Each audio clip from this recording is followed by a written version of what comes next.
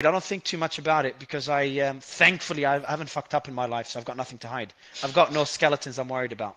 Well, I'm kind of curious, Mario. What direction? You share whatever you're able to, but what direction do you want to take the show? Where to go from here? Because you're covering a lot of topical stuff, and you're covering a lot of controversial stuff. It seems to me you're Oh covering man, yeah. you're COVID, covering for Twitter example. files. You're covering Fauci, COVID. You're covering any the Andrew Tate story. And next week, I guarantee you, it's going to be some other controversial new thing that's popped up. Where do you want to Yeah, keep going like that, or where do you want to go? it's I don't decide, man. Like, we come from Web3 and we talk about decentralization. Well, there's an example of it. The audience decides. I had no idea I'll be doing Andrew Tate. No fucking idea I'll be covering him. When he first got arrested, I'm like, hey, shit. There goes our interview with him. And then I'm like, someone from my team is like, Mario, you should cover it in your space. I'm like, yeah, I don't think anyone cares. So I check with one of my team members, like, Mario, of course, it's trending everywhere. We do the space and the rest is history. So I don't decide what we cover. If we did, we'd be covering different topics. I hate polarizing topics because they're so difficult to cover and be indifferent and objective. Because as long as you don't take sides, you're going to get people from both sides not happy with the result because each one of them, they want their own echo chambers. And my objective is to make sure I'm in the middle and each panel is always balanced. So with Andrew Tate, people that love him, people that hate him. COVID, people that are pro-vaccine, people that are anti-vaccine. The Ukraine war, look how tough this is. The Ukraine war, people that are pro Ukraine and potentially pro NATO, people that are pro Russia. These are very touchy topics. And I try to be as neutral as I can to make sure the audience just get the facts. Well, Mario, that's something that I had to learn as well as a founder of Expector. I kind of like a little bit of controversy and I like a good debate. But I learned also the hard way that politics, religion, and all kinds of subjects are very difficult, especially in my position, leading the biggest project on the XRPL. Man, like one thing I've learned is, and people are not gonna like this about me, but I'll word it in a nicer way. Usually I'm pretty harsh about it, but I'm learning how extreme the imperfections of the human brain are. It's crazy. Like when people, I'll use Andrew Tate again as an example because I'm doing a lot of reading on him now for the next space. But we'll use Andrew Tate. People that like him, it doesn't matter what you show them. Like I'm getting some videos about Andrew doing some things that I think most people would disagree with, would say these things are bad. I know for a fact if I show this to people that really support Andrew, it's not going to mean anything to them.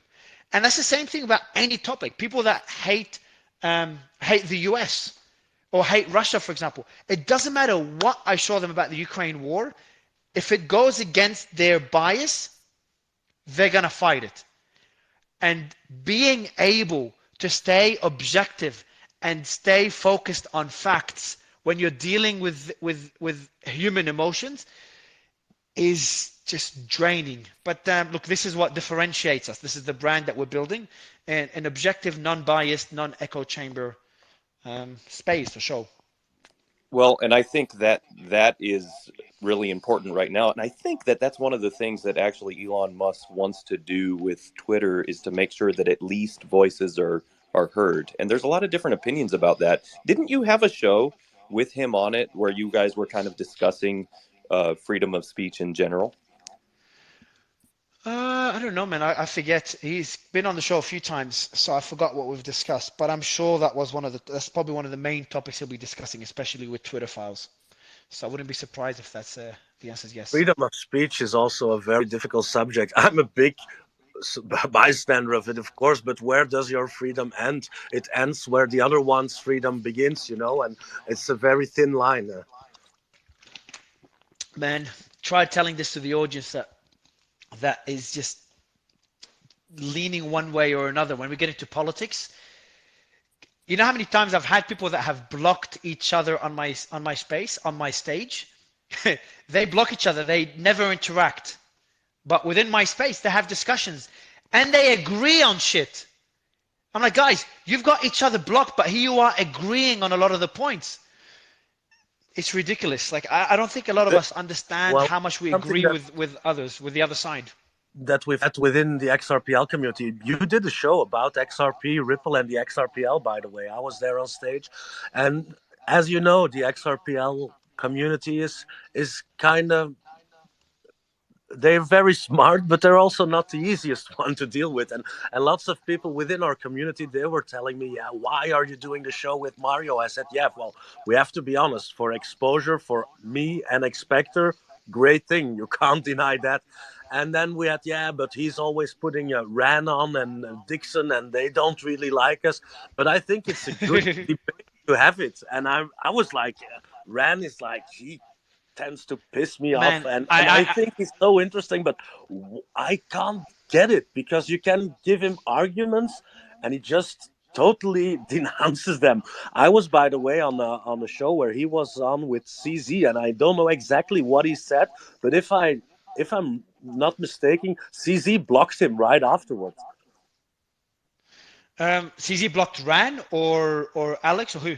Yeah, I think he blocked Rand shortly after. I don't know No, if he I- still I'd blocks him. be I'd be surprised because they have a good relationship unless they kind of went downhill since. I'll ask Ryan afterwards.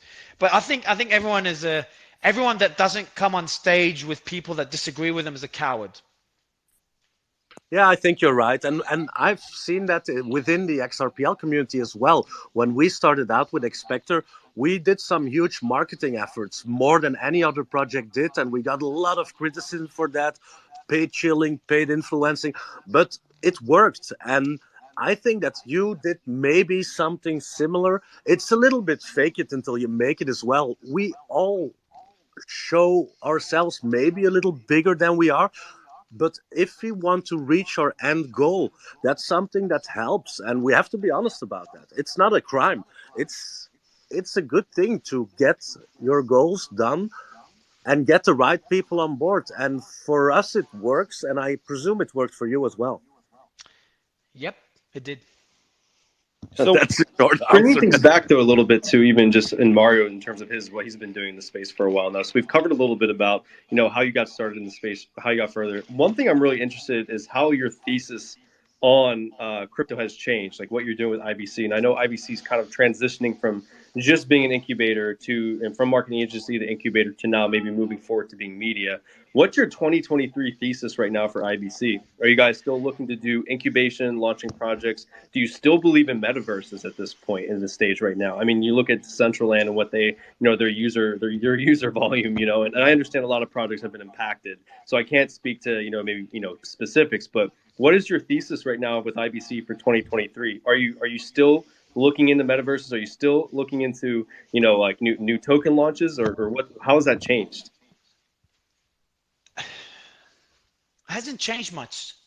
Gaming is still my main focus. I think it's the early adopters of Web3 will be gaming, and we're deploying capital to games that have players that are there not to make money.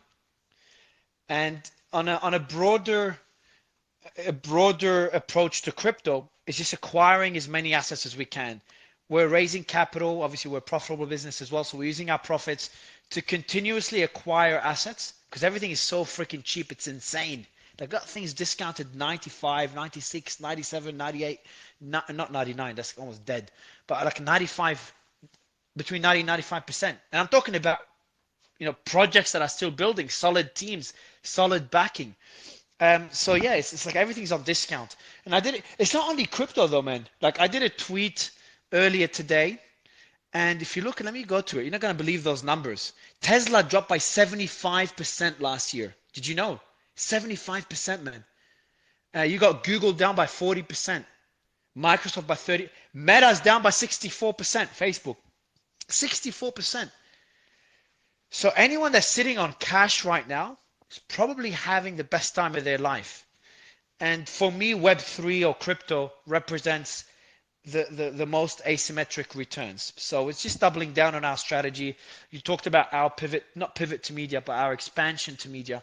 So yeah, we're incubating, but we're acquiring media assets and we're investing more in our media assets. The roundtable is a perfect example of that.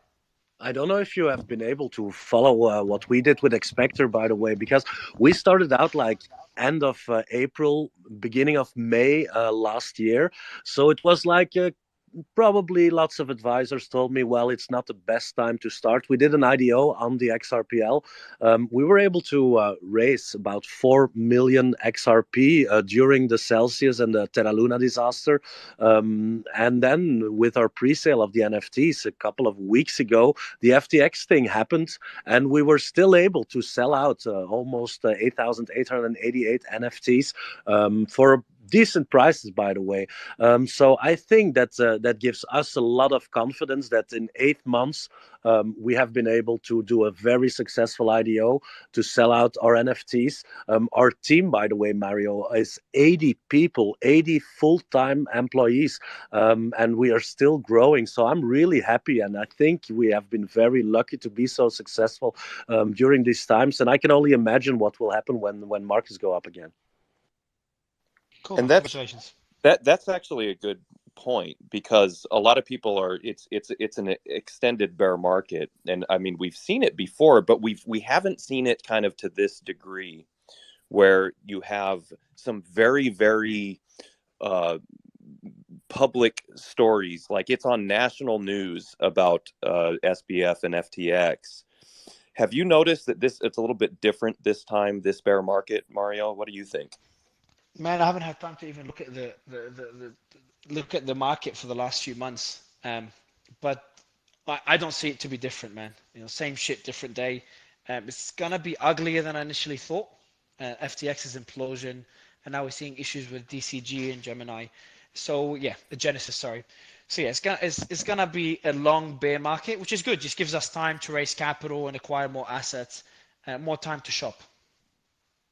Now, when you say Something like time to shop, interesting. oh, sorry, go ahead, yes. No, something that I really liked about the show, especially during the summertime, was the Shark Tank style stuff. I'm always telling Jalen I would be happy to have Mario and his team scrutinize what we are doing. I'm always looking for criticism and to make it better, and to improve.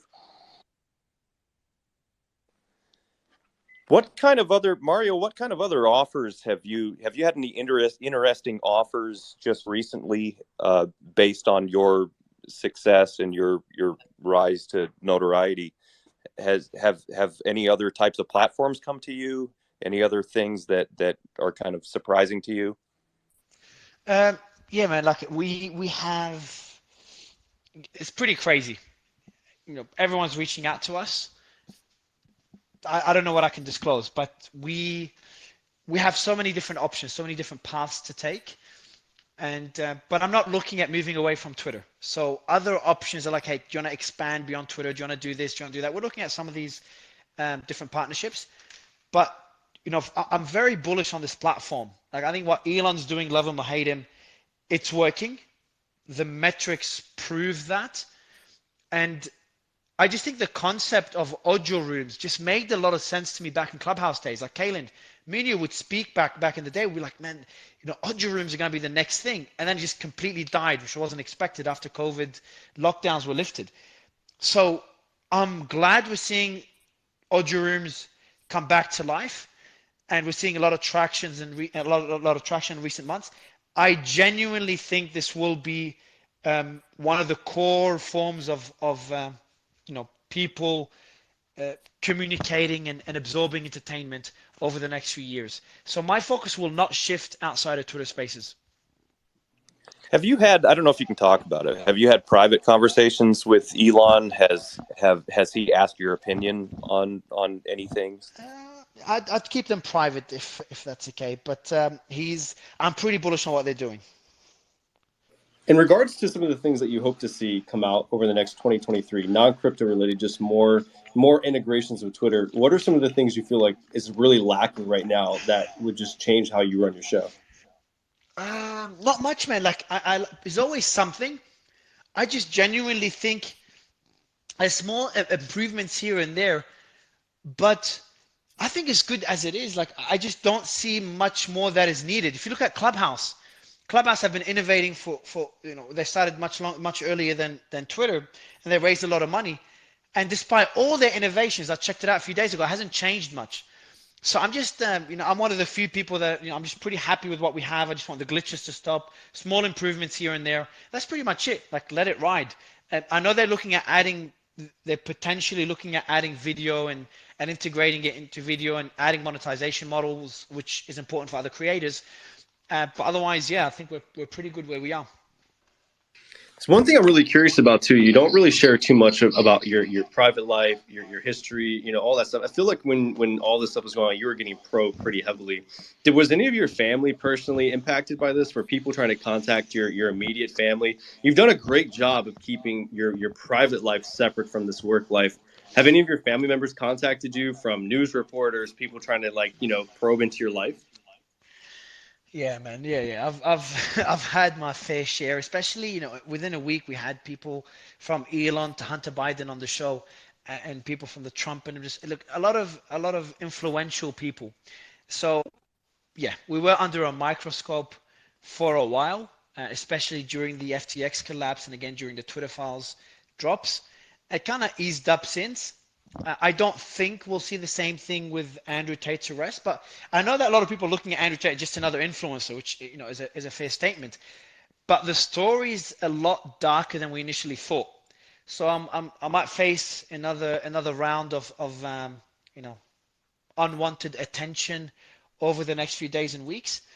But yeah, man, it is what it is, and my family's private. We got security, and I'm pretty comfortable. When I'm in Dubai, I'm pretty safe. When I'm not in Dubai, I'm usually don't share my location. Especially in crypto, man. Like, crypto's scary. My friend was kidnapped a few months ago, a big investor. It's been almost a year now, I think. He was kidnapped in Mexico, another one in Italy. Because crypto, when you have your private keys, access to all your money. So they come when they kidnap you, they'll do everything they need to do to get the private key from you. And once they get it, that's it. You're done. So we're more at risk than people in the traditional world. How have you been doing? So I obviously know, in terms of just, your health, I think a lot of people have started to notice your content relevant to life hacking and biohacking with your life. How have you been doing to manage all of this stress, from working 20 hours a day to sleeping another hour, then doing another 24 hours straight? What are you doing to manage all this stress that goes in with this? Because it feels like as soon as you're done doing a 24-hour show, you're probably flooded with 50,000 plus comments, 25 new probes, another employee getting reached out to by 50 other companies trying to probe in. What are you doing to manage all this stress other than biting holes through your chair? Yeah, man. Like, no, I've got a really solid team. They go through all the comments and send. They send. I sometimes do it myself when I'm going to bed. I do it every day, but my team usually goes through every single comment. They read all of them and they send some my way. In terms of DMs, they read all the DMs and again share the ones relevant to me directly with me. So on that side, that's well taken care of. But the problem is, like, that was really impacted my life is the breaking news. You have to be there whenever shit happens. So missile lands somewhere, I'm asleep, I gotta wake up and do a space. I've been living a comfortable life for more than a decade, man. So I've been financially well off for a long time. So I never have an alarm, Kayland, never. I fucking hate alarms. And now to have two phones there that will ring when there's breaking news and I have to immediately get up and start a space and wake up my team, that's not sustainable. So yeah, I'm still trying to figure out what to do there. Maybe hire someone to cover for me if I'm asleep or I'm unavailable. I'm also, again, as I said, moving to a place with US time zone, so I can wake up in the morning again. Because since FTX, my life is screwed. So obviously, a lot of people have come to you for verification of information, and I think a lot of people initially were saying, "Do we trust Mario to verify information?" I know you received a lot of scrutiny regarding that. How have you pivoted with verifying information? So it seems like something you do a lot now. A lot of your time is probably fielding 50 plus articles of relevant or news breaking information and going through this process. Obviously being a crypto company, having a crypto background too, you're already used to verifying information. You're already used to going through a Yeah, process of validating things. But how has that changed, and what have you done to kind of like monitor it's that? crazy. Yeah, man. Like, the level of impact we have in our spaces is something that caught me by surprise. So when we first started, when we first blew up to where we are today, I remember sharing some information someone I trust sent me, or I saw them tweet about it. And it turned out to be inaccurate, turned out to be a joke. And I couldn't tell it was a joke. So I share it and I correct it a few minutes later. That one mistake, and that's in the early days, that taught me the lesson.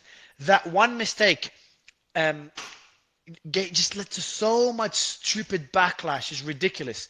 But my previous co-host who works in the company, Chet, ex-intelligence, so he's done this. He's used to doing this, and we're hiring someone else to help him out. We get a lot of information, especially now. Like it's a whole different level. The Andrew Tate thing, we're getting a lot more than usual, and they're very like, man, I had it's just ridiculous. I had a video sent to my team of a guy having sex with a woman. I don't know if I can share it here, but yeah, I'll do it anyway. Having sex with a woman, and then my team is sitting there. They can't see the face, so they're looking at the tattoo to find out if this is Andrew Tate, and looking at the body features. No joke.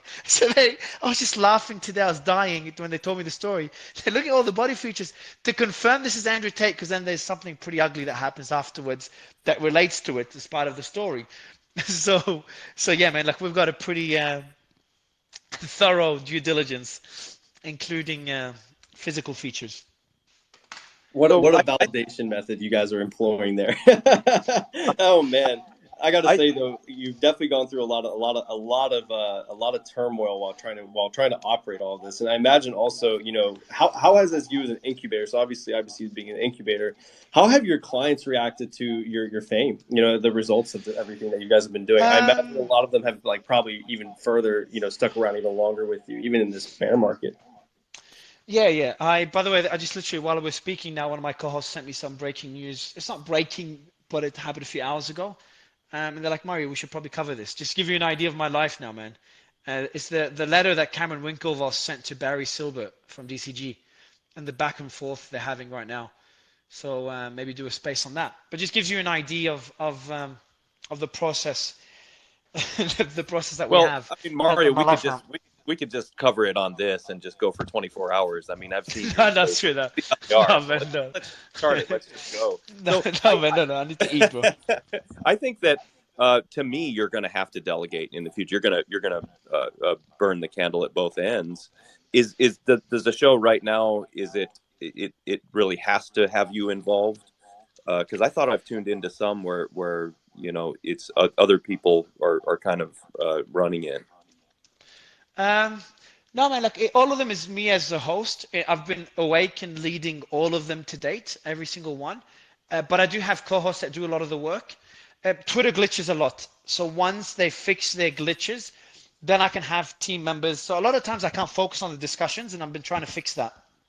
It's because I have to bring people up, bring them down, etc. And when we hit big numbers, when they request to speak, we can't see the requests anymore. So we have to tell them to DM us, and someone from the team has to check DMs. It's just a lot of technical difficulties. But to your question, I'm involved in all of them. Will I delegate? Probably should, and probably will. Yeah. And look, we're talking, by the way, you talked earlier about doing partnerships. We are talking with a few other shows to start doing a 24/7 show. That should be really, really interesting. But like, I'm careful because I just don't want to associate myself with anyone could do a show and hit big numbers. Anyone can. Not anyone, but like it's just not too hard to achieve once in a while a show that hits big numbers because you're the right place at the right time. That's fine. But maintaining it consistently and building a certain image, a certain brand around it, is very difficult. That's how you build a business. That's what we're trying to do. Like, our goal of never being biased and never becoming an echo chamber is extremely difficult to achieve. And I'm worried that if we start associating ourselves with other shows that are obviously, they're biased one way or another, that kind of dilutes our brand. And that's why you never see me come on to other shows and speak, because I'm really worried to dilute that brand that we're trying to build. But it's going well so far. So hopefully we'll have a 24/7 unbiased, non-echo chamber show.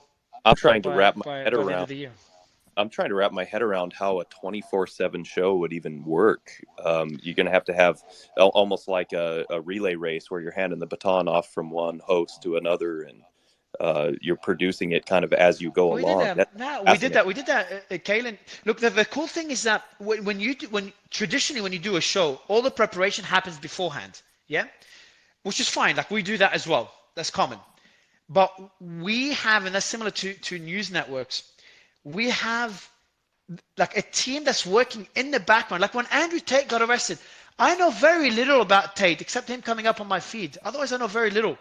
Yeah, I'm doing a space about him now out of nowhere because he just got arrested.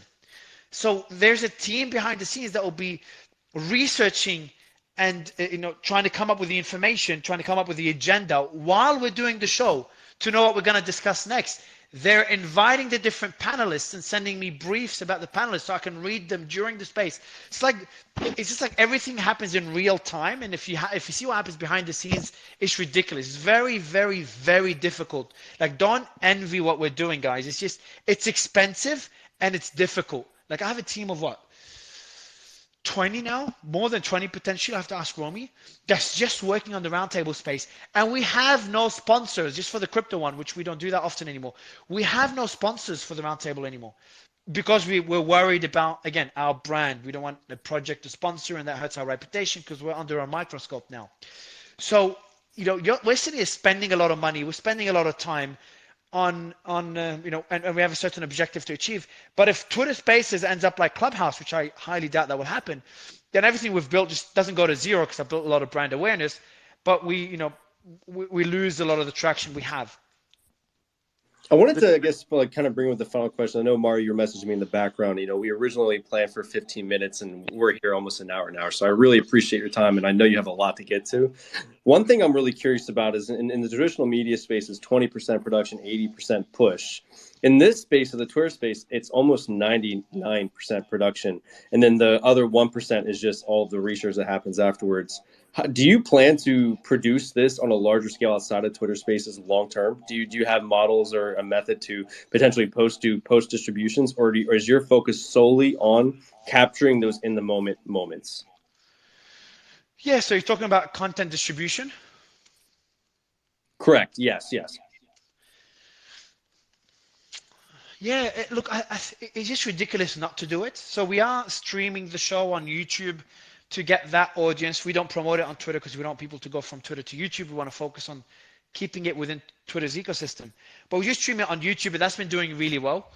It did get hacked. My account got hacked a week ago, and then it kind of got locked out for a week. So we haven't been doing it for the past week.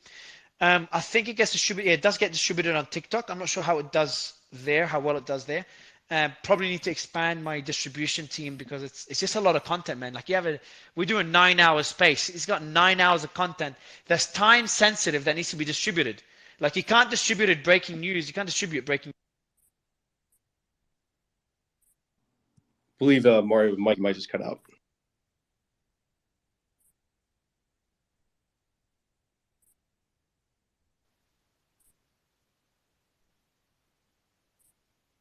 Yo. Can you, Mario?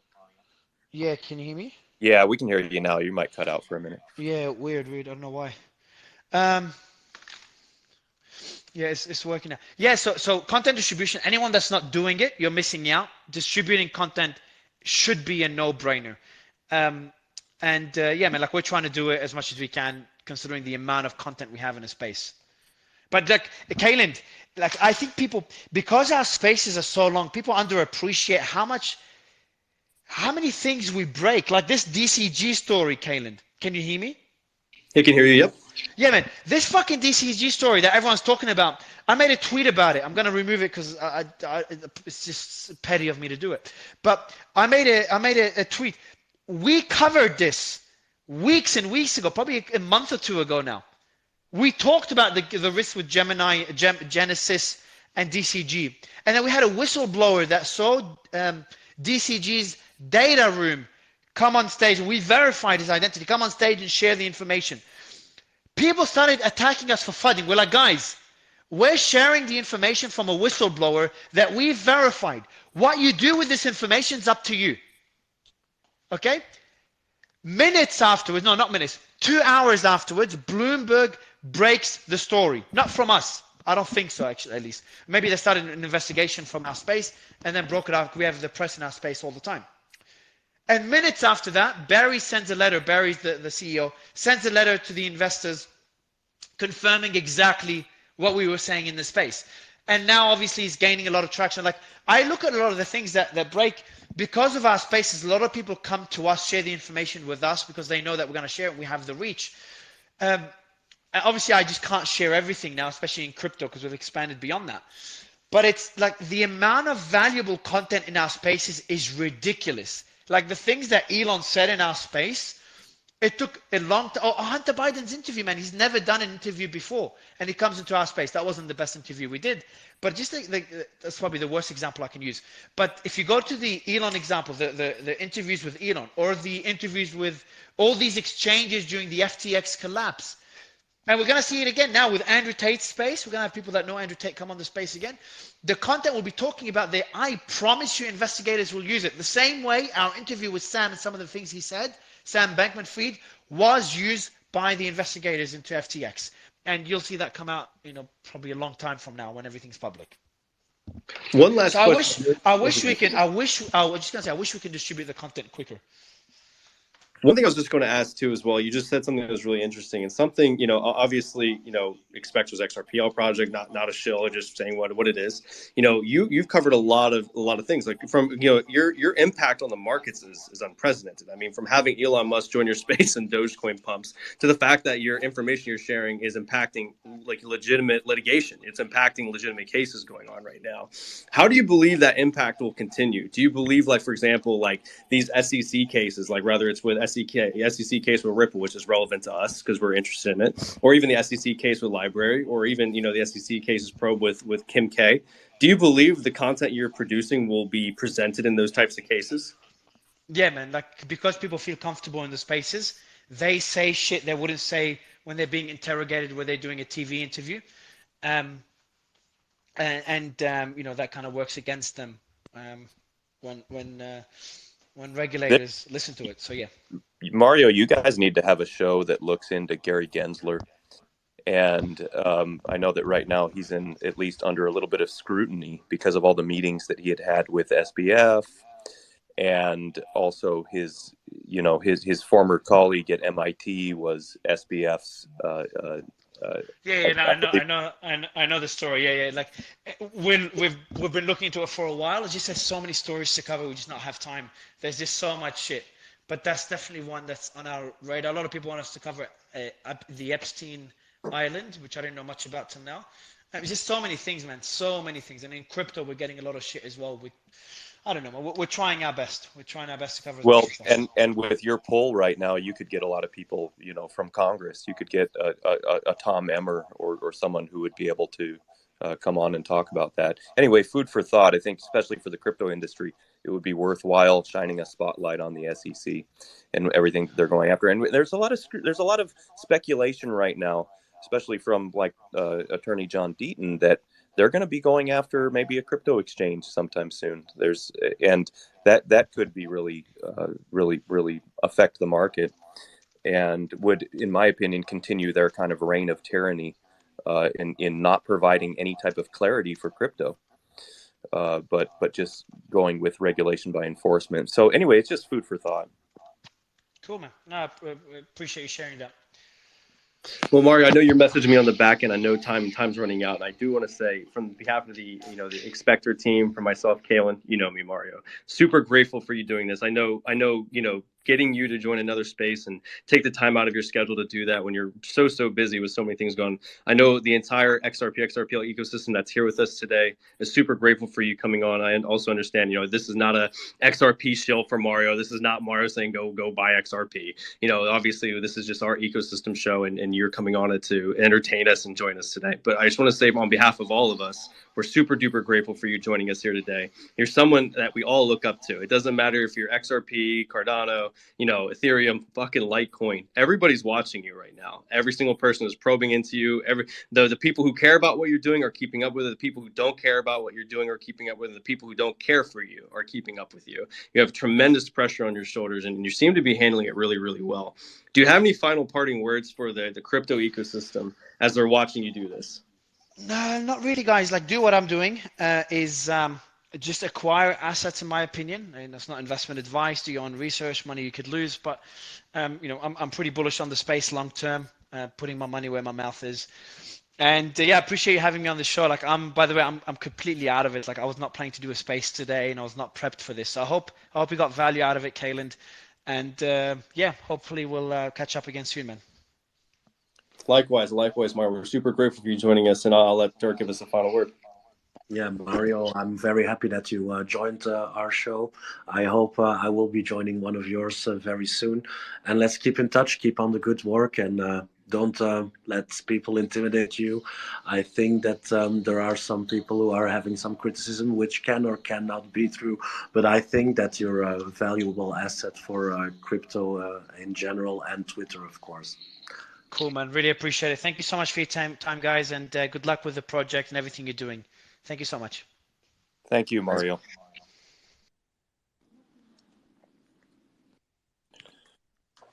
Well, a very interesting conversation, and a little bit of news was broken. There was a few different things that were broken. Mario might actually be moving to the U.S. That's interesting. He's looking at possibly a 24/7 show, which I'm still trying to figure out how that would work.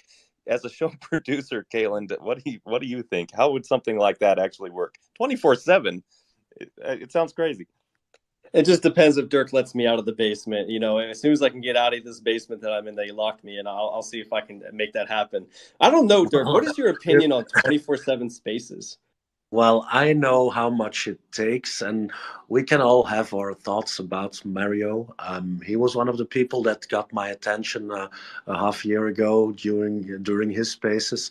I think he's doing something interesting. He gets lots of attention. He can assemble quite a few interesting people, and I think in general it's a good thing. So I try to tune in as much as I can. The hour long shows are quite exhausting. I used to jump into lots of Twitter spaces just to be present and because I liked it. But since we're doing the xSPECTACULAR show, you guys know as good as I do how much it takes, how much effort and resources and time. So yeah, well, it's quite an achievement, and I can't imagine a 24/7 one. But yeah, I'm very curious about what he will be doing. We have, by the way, somebody on stage who is a regular, I guess, at the Mario show, and who is a former Capitol Hill chief of staff. Hi, Jim.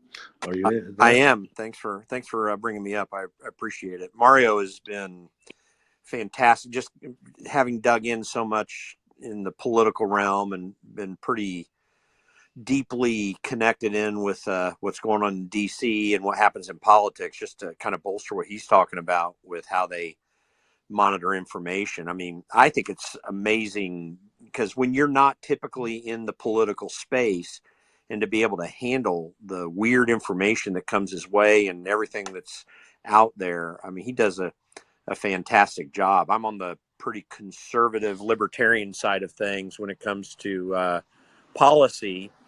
And when I do things, I get some strange folks wanting to do strange things, and to wade through that and navigate it. I mean, he's really brought a lot of value to information flow that's very helpful, and quite frankly will help in the crypto space, where you get a lot of people who want to hear the kind of information that he's talking about.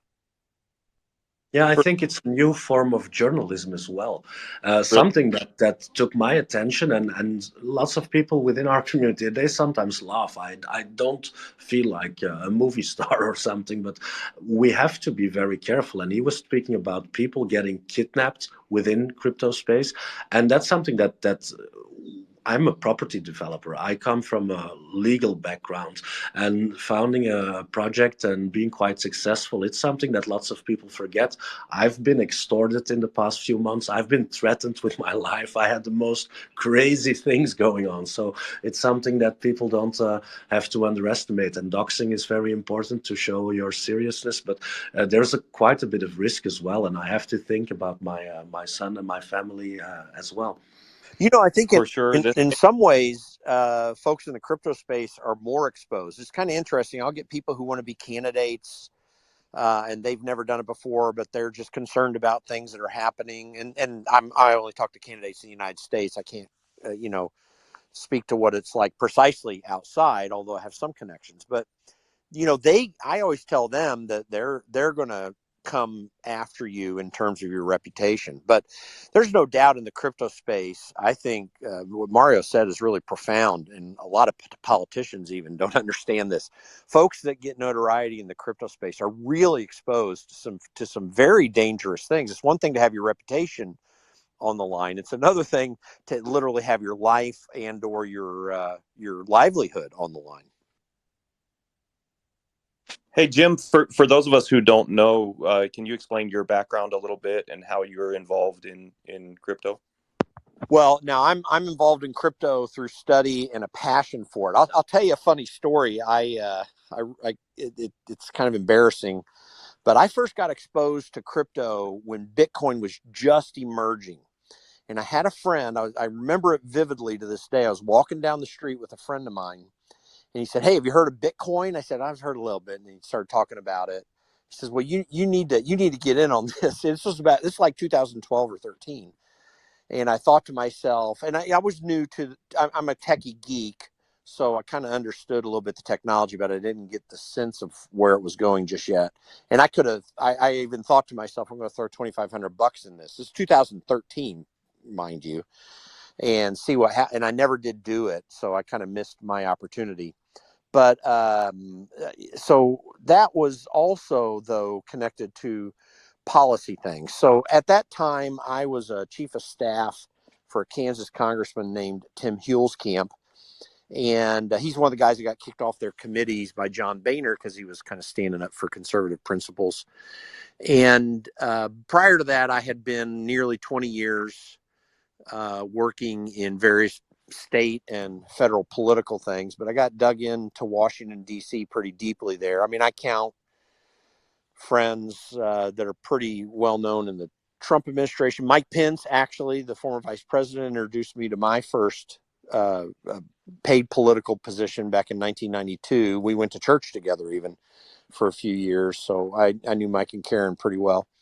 And I later became chief of staff for Thomas Massie, a congressman from a congressman from Kentucky, an MIT engineer, 2 degrees from MIT. He totally gets the space.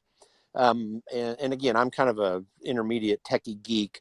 So on the crypto space, I've done a lot of research. I've been talking to people about policy in Washington, D.C. on this quite a bit, and connected with a few and advised a few of the folks that are trying to do some lobbying on it there.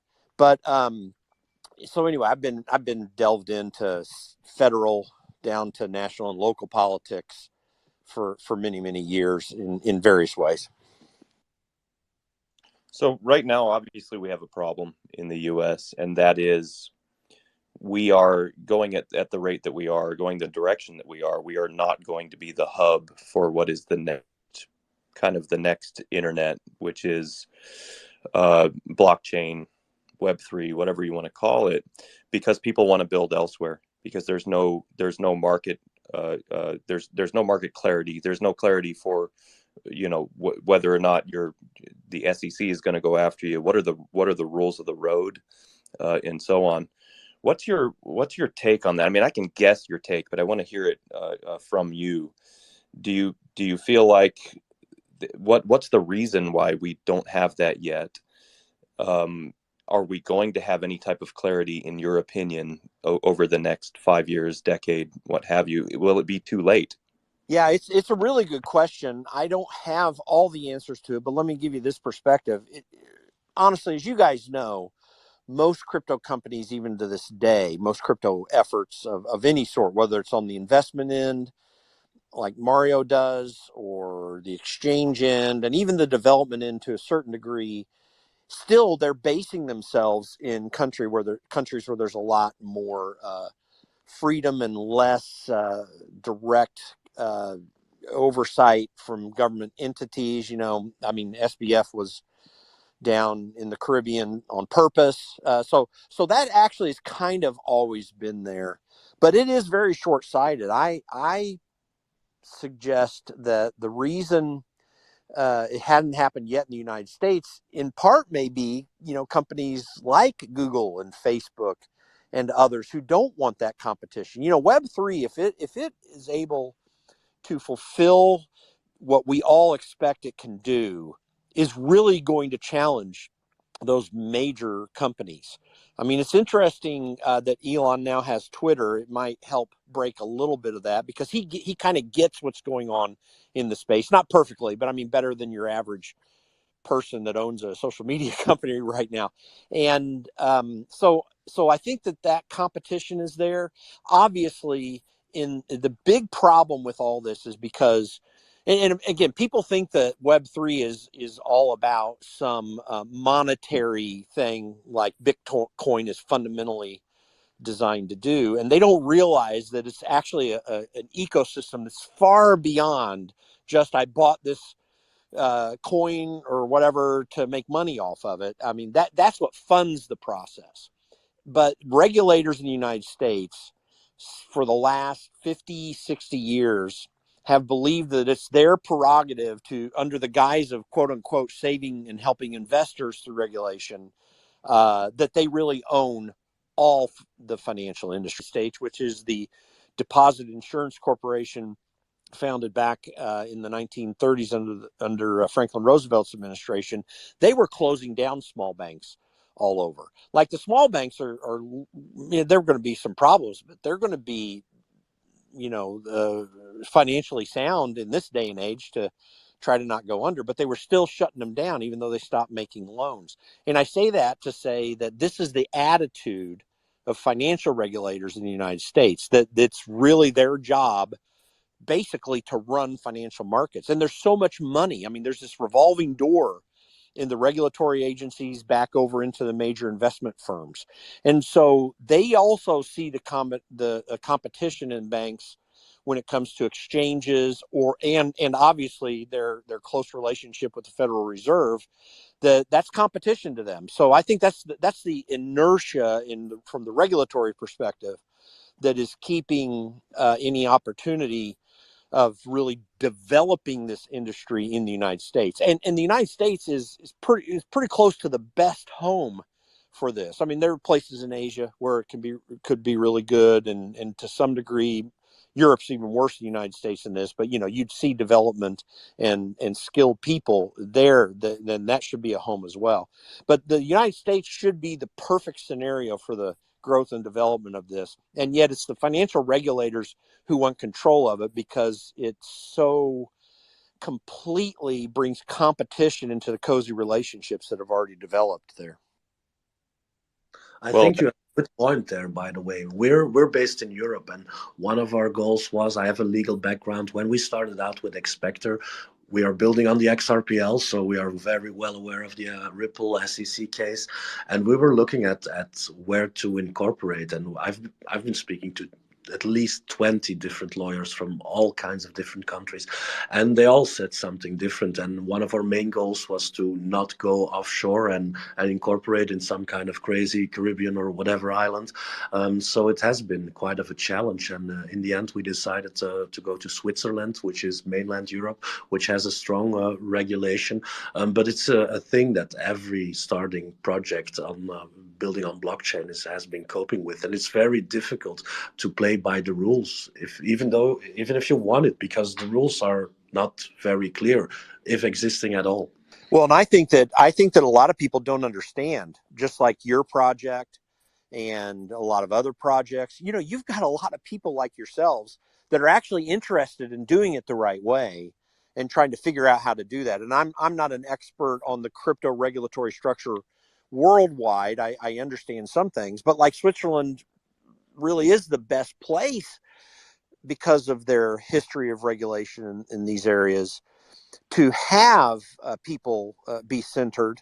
When I look at, going into the Cayman Islands and all these other places, people go, what's the island off France? I'm forgetting suddenly. But anyway, those are kind of odd, weird ways to go do it. Whereas in Switzerland, there's a deep understanding of financial markets, and they understand, even though they don't do it perfectly, and it's not necessarily the best place for a regulatory environment.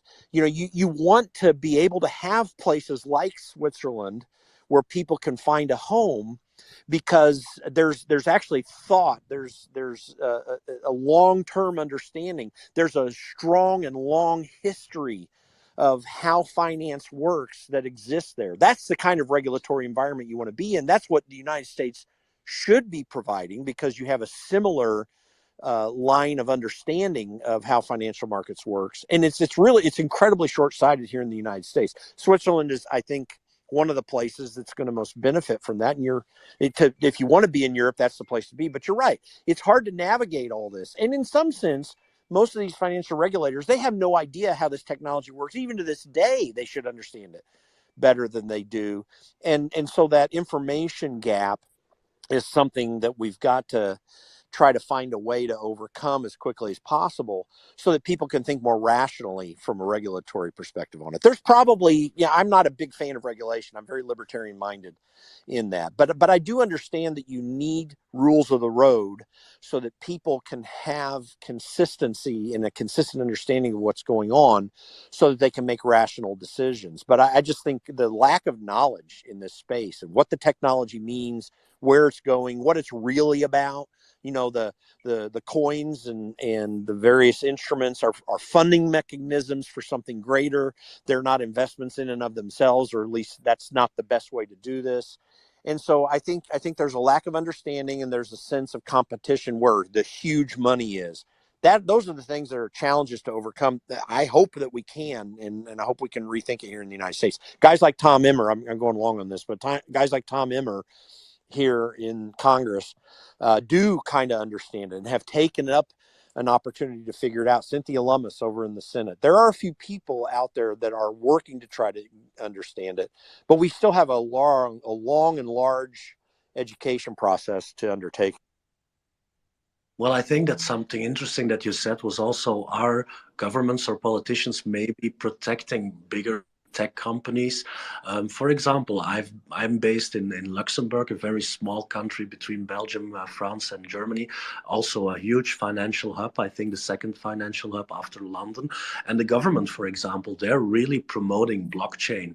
But that's old talk, because if you try to do something blockchain related, the banking lobby is so strong that they just make it impossible to do whatever you want. So it's like very bipolar, and that's one of the reasons why we went to Switzerland. Yeah, it's a huge it's a huge problem. I'm with you on that.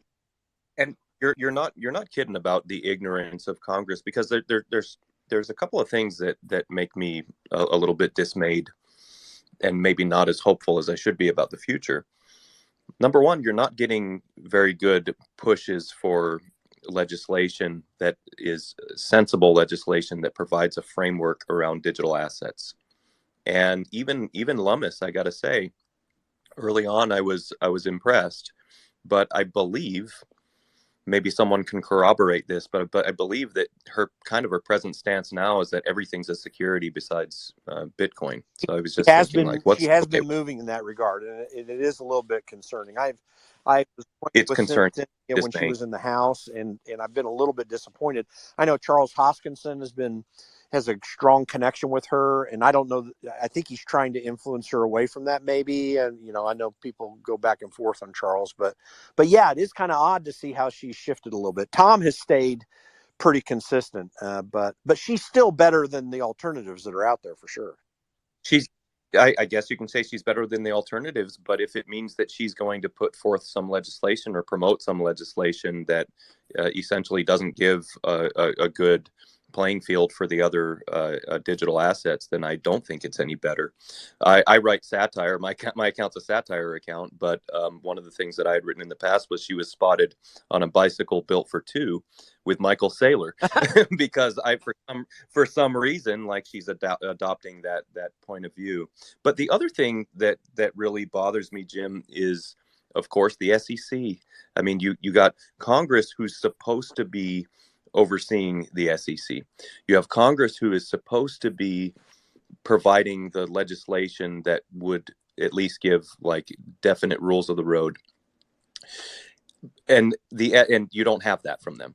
And then you have the SEC, who is also, they're meeting with different companies, and they are pretending like their door is open. Come talk to us. Come meet with us. We'll have a discussion. A company like Library, they, in good faith, they went and they met with the SEC. Yeah. Ripple many times met with the SEC. There's David Schwartz, who's one of the people with Ripple, says we talk to him every week. We talk to him every week, and we share our information, and we try to find out. Brad Garlinghouse, the CEO of Ripple, said that he spoke with Jay Clayton and William Hinman I think this was in 2018, and he said, guys, we're in like purgatory now because you're not sharing any information. And none of them at the time said, well, it's because we think you're selling securities. They were all, this plastered fake smile on their faces and just saying, well, give it time. And then they get a lawsuit. Library gets a lawsuit. Library, I think they only raised like $100,000 or $200,000. This is not a big company. They're not really, they weren't hurting anyone. There was no fraud allegations, but the SEC went after them, and they went after them hard. And what does that do to other companies who are looking to build in the US? It's just, it's scary to me. And then you have like a commissioner like Hester Pierce, who's supposed to be like crypto mom, and maybe is the person who's supposed to be the most amenable to cryptocurrency. But under Jay Clayton, you had Elad Roisman, and Jay Clayton had the votes to pass the safe harbor. I guess it was a safe harbor proposal by Hester Peirce. And what that would do is it at least allow like a time period and give kind of a framework to where the SEC won't go after you if you're a crypto company. If you can, within a time period, can meet a particular maybe decentralization or something like that. I'm not familiar with the details of it, but it wasn't passed. And the SEC now just seems to be totally anti-crypto, just going after it hard. And so anyway, Jim, that's what makes me, a little worried about the future. Well, couple points on that. And I need to dig back into Hester Peirce here recently, because you're right. She's been actually early on, her statements and positions were the most rational in all of the SEC. And I need to pay attention recently to more of what she's done. But, there are two major points on that. The scariest one being that, Gary Gensler understands crypto very well. Like a lot of people forget that, who are, as more and more people get into the space to try to understand it, they see the regulatory face of the SEC and don't realize that Gary Gensler really does understand the technology and how the markets work and everything. That's really scary, because he's also determined to regulate. And that makes him smart on how to screw where he wants to. And I think he is influenced to some degree by, to a heavy degree, by the players in other parts of the financial markets. Oh, yeah. And that's a problematic. That's Goldman Gary. Yeah, go ahead. He's Goldman Gary. Yeah, that's right. And remember, a lot of us were actually a little bit excited. Yeah. When it's like, hey, Gary Gensler, okay, cool. He taught a crypto class, and a lot of us started looking up his crypto classes. Like, okay, well, he seems to know what he's talking about. So, all right, we're going to make some progress. And then he comes in, and he's just totally different than what we expected. No, exactly. And again, it's that knowledge that makes him very dangerous, in my opinion. But it's funny too. The XRP thing is like the premier case in everything that's happening right from a regulatory perspective in the industry. Like the people I've talked to, I was involved for a short time in a potential crypto project that really never got off the ground. But a friend of mine was a technologist and asked me to help him out. And I just pulled away from it because he was being stupid. But anyway, as I was digging into it and talking to more people, like everyone was saying how horrible they thought XRP was here in the States, some of the people I talked to. And it's like, no, I think you don't really understand what's going on here and how important it is for them to be successful in their suit. Because you're right. They, amongst others, spent the time to be rational in this whole approach, and not to give in on regulation, but to understand that we got to navigate this somehow. And that's the other thing too. People don't have, and SBF has totally screwed this for a short time. There are people that are very rational in the industry. They understand what the promise is. They understand that the promise of the whole Web3 space is not the cryptocurrencies.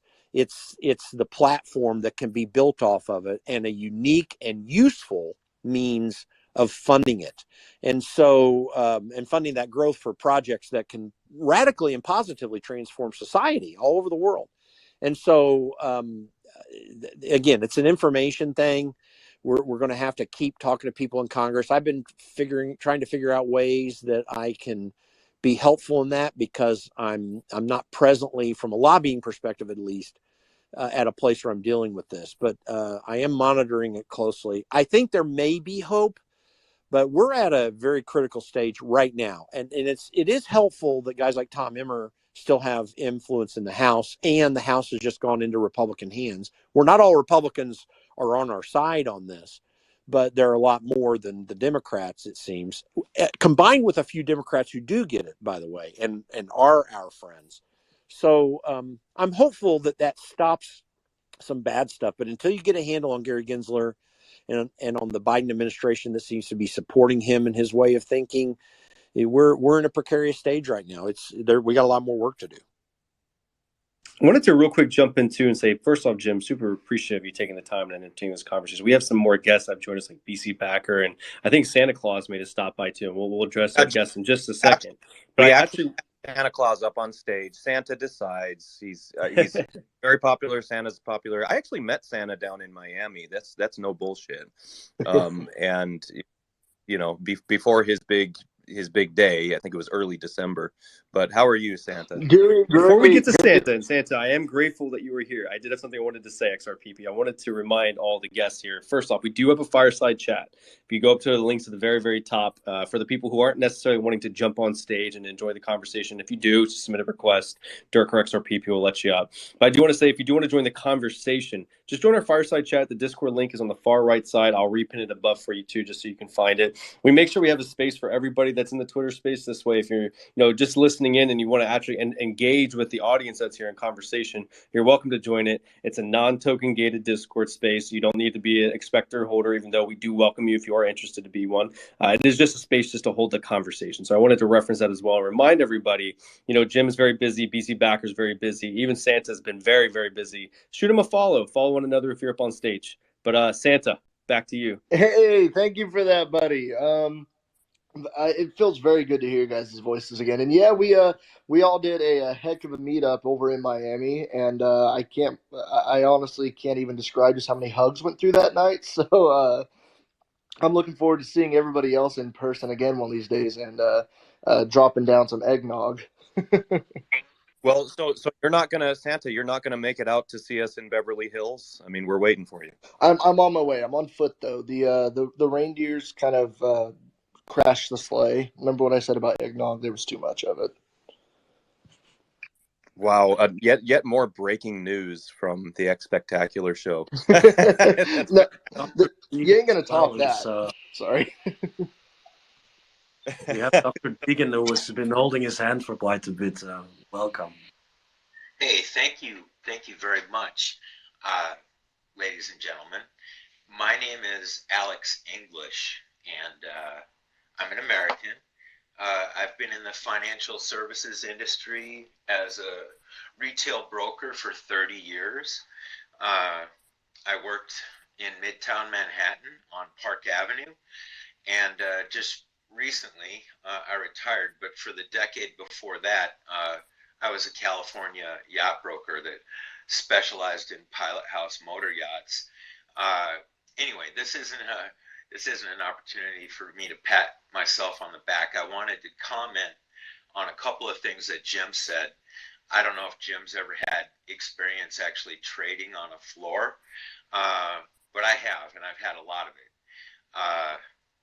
I worked on 90 Park Avenue at a place called Sands Brothers, where there was 250 of us brokers in the bullpen. And we literally had SEC guys standing right behind me physically, listening to every word I say and watching everything I do. And they didn't prevent us from doing anything.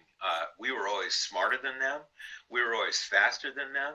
And they just had kind of an aloof attitude. So unless you were really doing something that was damaging a client, they very rarely stepped in.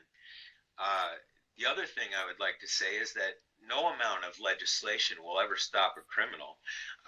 If you want to look to an example, look to Bernie Madoff. So my last comment is on the Switzerland idea. I agreed with everything Jim said, except for the Switzerland comment. Switzerland has been known for a long, long time to be a place where criminals can go hide their money. And I don't think that we should associate ourselves with that kind of a mental overhang, I would say.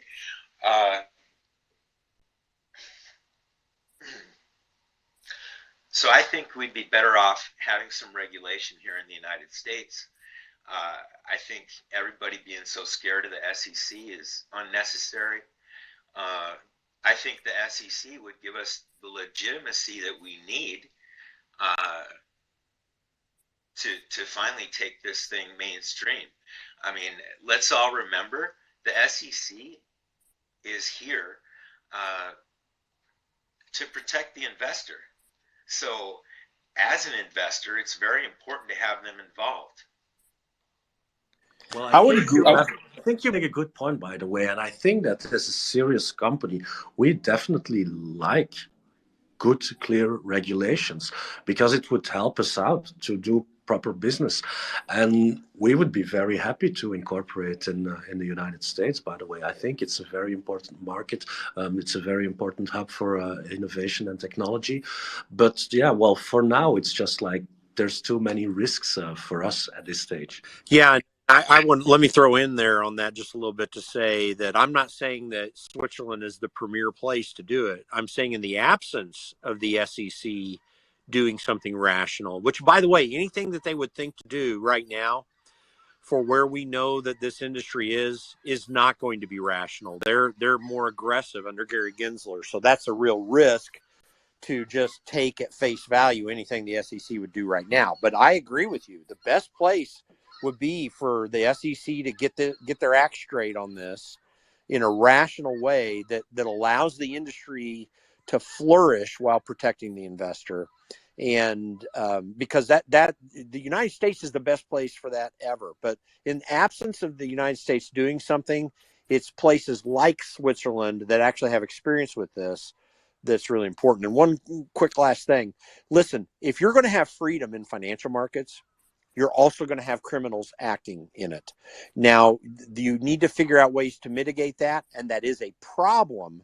But I'd rather have that problem and freedom than not have that problem with no freedom. That's going to take away financial security for people, and that's worse for investors in the long run and overall. And that's my grave concern when we say we have to shut everything down just to get rid of every criminal. Well, the moment you start doing that, you literally do have to shut everything down.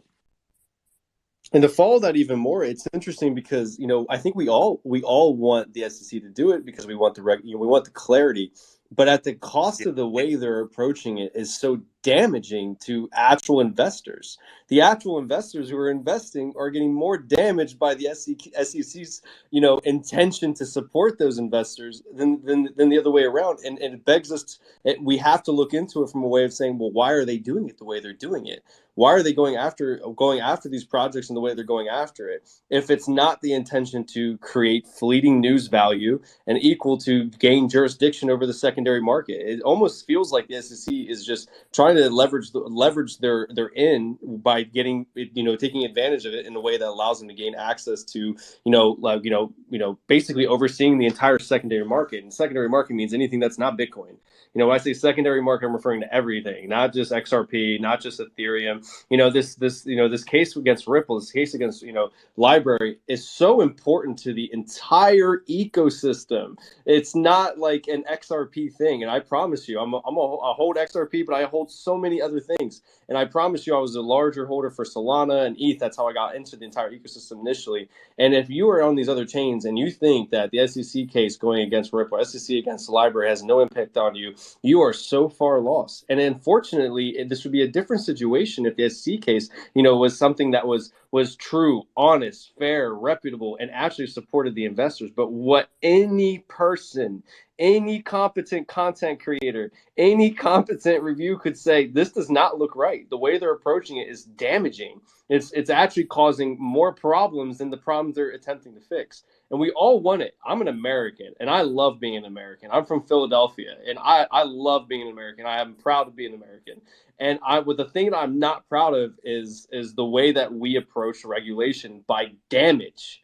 And it doesn't really, if we really think about it, if Ripple went down today, they never operate business, the ecosystem will still be there, but they'll be so negatively impacted by their involvement. And it just, to the person who was saying, I think it was Dr. Degen, I think what you're saying before was we want regulation.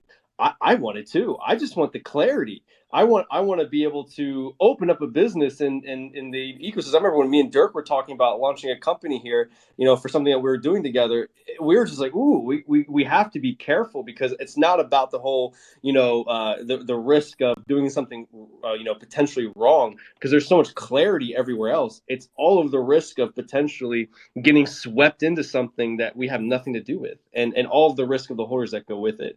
I think everybody wants clarity from the SEC, but I think any honest person can look at what they're doing right now and the way they're doing it. It's extremely damaging, and it makes all of us question: are they the ones to be regulating the secondary market? Are they the ones that should be doing this, or should there be some type of secondary, chain of command? Dirk, you're unmuted. Do you have something to add? Yeah, no. I just confirmed what you said, and it's a risk, And again, we would be very happy to operate from the United States, but we will always have bad actors. And some of our advisors and lawyers, they told me, well, as long as you don't scam people, if you don't take their money and run, you don't have to be really worried, because no one can attack you if you're not breaking any law. But if you look at the Ripple SEC case, well, that's an interesting one, And I think coming from a legal background, that government bureaus or offices or instances like the SEC, they tend to win most lawsuits because they have unlimited resources. And I think with the Library case, they were the powerful ones, and it's not really a good comparison with the Ripple SEC case, but I think they didn't expect so much resistance from Ripple, probably, and I'm very curious how the lawsuit will end. My legal experience tells me that I've won cases that I couldn't win, and I've lost cases that I couldn't lose or couldn't win.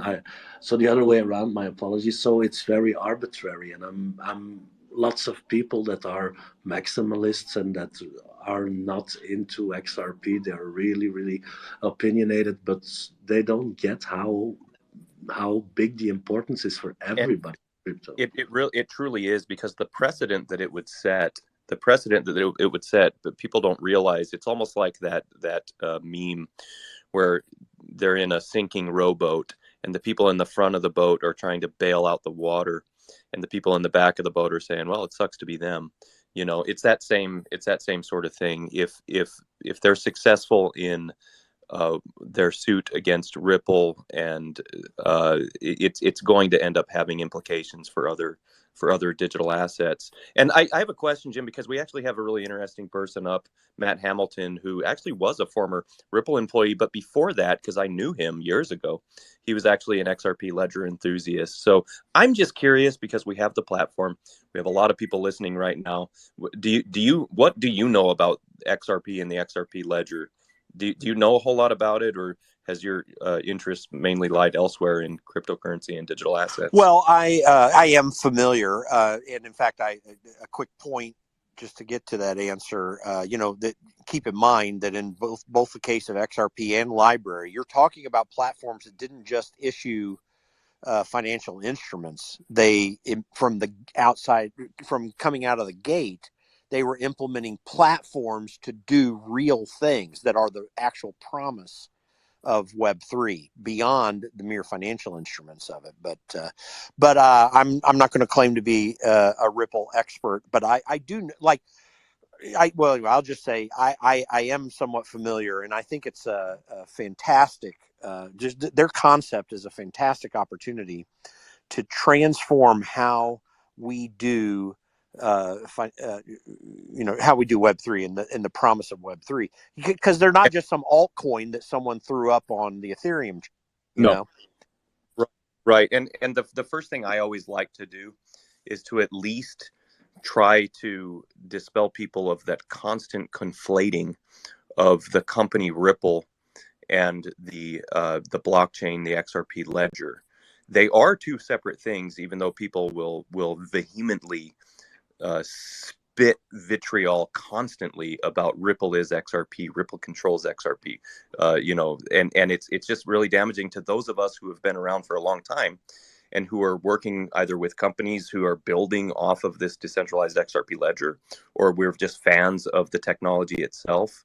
So it's a very tiring, constant battle that we still to this day fight. Like this platform that we're on right now, the xSPECTACULAR show, it's for xSPECTAR. xSPECTAR is a metaverse that's being built that's incorporating blockchain, and it's incorporating the XRP ledger. Why? It has nothing to do with Ripple. Absolutely nothing. We're using this open source, decentralized technology that anyone can access. Anyone can run a node, and anyone can transact in XRP. It's totally open for anyone to do it. It has nothing to do with this company in San Francisco that's using it for blockchain payments as a liquidity solution. It's just that is their use case for the XRP that they hold. They don't control the ledger. I think they run, Matt would have to confirm, but I think they run like 3% of the nodes. In order to do anything on the network, you need over 80% of the nodes to agree to make whatever change. So like xSPECTAR, this metaverse that's being built, and it utilizes the xSPECTAR token, which is a token on the XRP ledger. Why? Because the XRP ledger is it was the first inherent decentralized exchange. This blockchain was built by people who were Bitcoin fans, but they saw some problems with Bitcoin, and they said, okay, we can improve it by this. It doesn't use mining, so it's much more energy efficient. It has a built-in decentralized exchange. You could make a Jim Pfaff token if you wanted to in 5 minutes, and then it would just be up to you as far as what you want to use it for, or if you wanted people to buy it for utility or whatever, or use it for whatever your use case is. That's what xSPECTAR is. xSPECTAR's token is going to be the native currency in the xSPECTARverse, in the metaverse. It's really cool, the projects that are being built on this technology. Has nothing to do with Ripple. That's why it's very frustrating for us when the SEC is suing Ripple and saying not that just Ripple's sales from a certain point to certain individuals are a security. Okay, fine. I don't care about Ripple, really. They could allege that if they want to. But what the SEC is doing is saying, and they truly are, they're saying all XRP is a security of Ripple. So the XRP that we transact on secondary markets across the world, they're saying all of that is a security of Ripple. Excuse me? So people are transacting all across the world, have nothing to do with Ripple.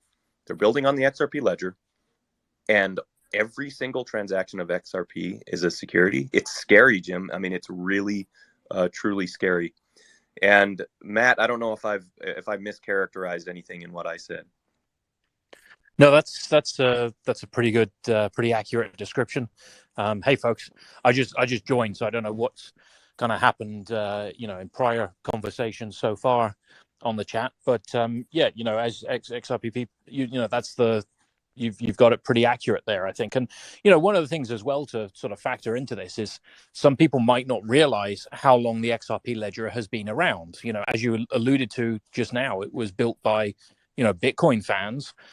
It was the second major blockchain. There was Bitcoin, and then there was the XRP ledger, and very shortly afterwards, Litecoin came along, but that was basically a fork or clone of Bitcoin. But the XRP ledger has been around over a decade, and some people kind of think it's something that's just come out of nowhere. It was around before Ethereum. Vitalik Buterin used to sleep on the couch of the Ripple CTO when he was trying to get an internship there. But, the US government wouldn't give him a visa, so he couldn't do. So he wandered off on his merry way and eventually then created Ethereum. By the way, Matt, I just have to say, because I've kind of speculated it myself, because in the early days, Stefan Thomas would discuss about smart contracts on the blockchain. Right.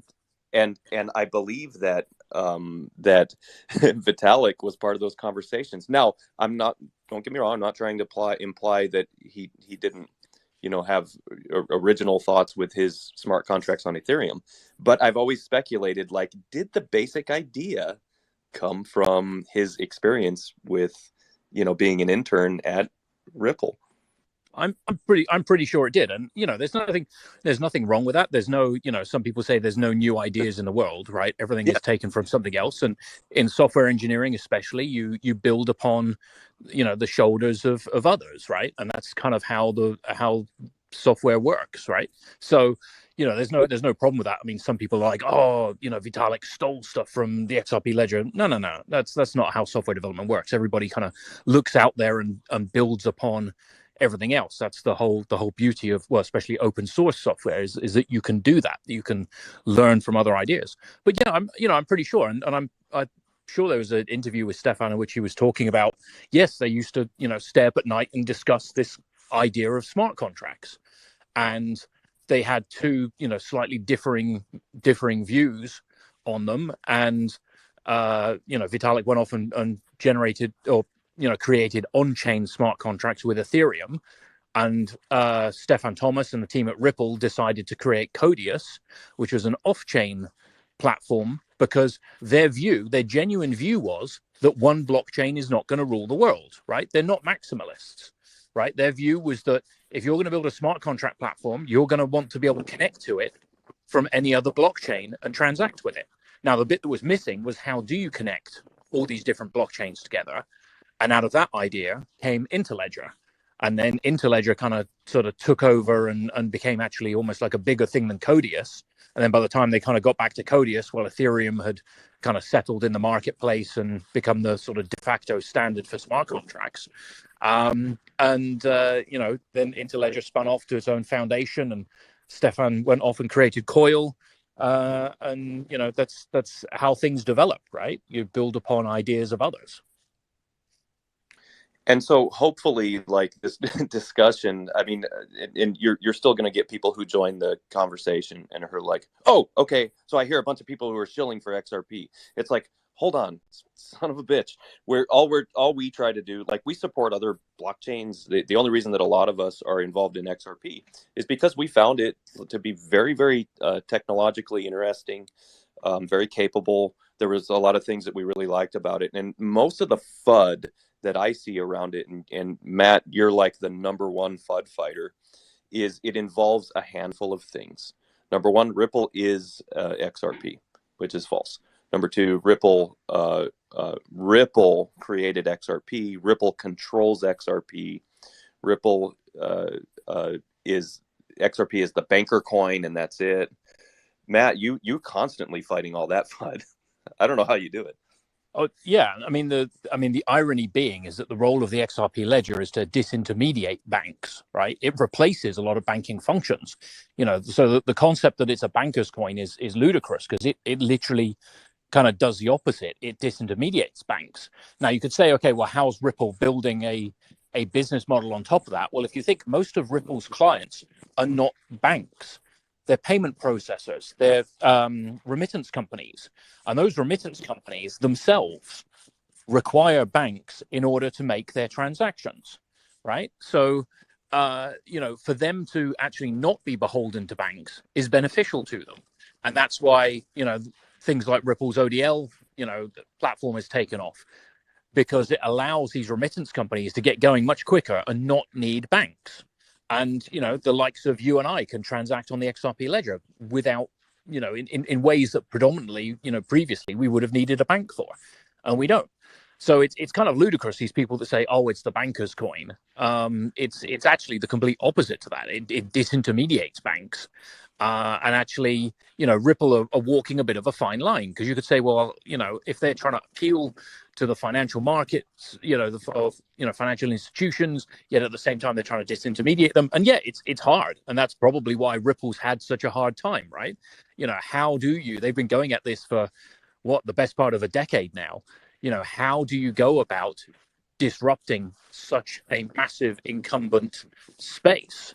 And is their approach going to work or not? Time will tell. They've changed tactics over time. Originally, they were going straight, aiming to the consumer market, and what they originally created and built on top of the XRP ledger, if you squint, looks almost identical to what Strike are doing with Lightning now, and Bitcoin, 5-6 years later. So, and ironically, the only reason that Ripple pivoted and headed instead of to consumers and towards institutions was because FinCEN sued, or not sued them, but slapped them on the wrist, whatever the correct word is, in whenever that was, 2015, I think it was, Yeah, and it was 2015 fined them for operating a virtual currency without a money service bureau license, right? So they got fined for operating a currency. One regulator, and now you've got another regulator coming around and saying, well, actually, it's a security, and that's kind of one of the big problems with the way in which regulation in this space works in the US, is that you have, I can't remember what it is, I think there's 8 different regulatory bodies that could have a say in it, but the most well-known ones, the SEC, FinCEN, CFTC, are kind of having a bit of a turf war about who should be the one to regulate cryptocurrencies. And unfortunately, that turf war, whilst it's ongoing, is hampering regulation, which is why so many companies are moving outside of the US now. The thing I really am curious about too, Matt, if I can even open this question up to you as well, is it bad that all this business is moving from the US? In a decentralized economy, does this really matter if the businesses can't actually operate in the US? Bar the fact that, yes, holders will have no clarity in the US. Long term, isn't that kind of against the whole purpose of decentralization? Obviously, we want regulation. I'm in the US. I love being American. I love the opportunity to be able to, interact with chain. But frankly, even if the US did, say, hey, no to this, I wouldn't be that impacted by it. At least from my awareness. What are your thoughts on that?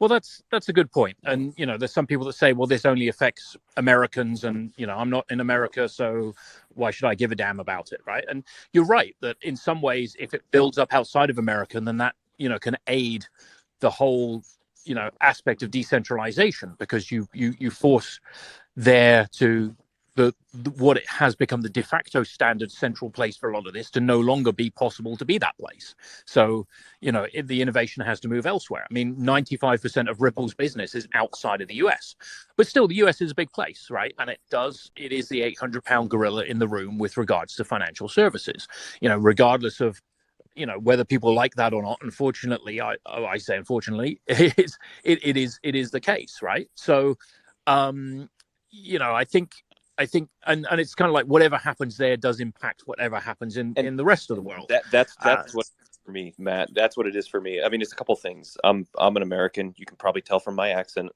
I want our country to do well. I want my fellow citizens to do well. But the other thing is, all roads lead through the U.S. as well, especially when it comes to global business. And so when there's something like a lack of clarity around a digital asset, something like XRP, like imagine the payment flows, how they would be improved if there was clarity around XRP, and financial institutions and payment providers that are located in the U.S. felt okay about using on-demand liquidity. I mean, it would improve global payment. Oh, it would do. And it's like I'm British, but I currently live in Barbados. Now, Barbados has its own currency, the Barbados dollar, but that's pegged to the US dollar.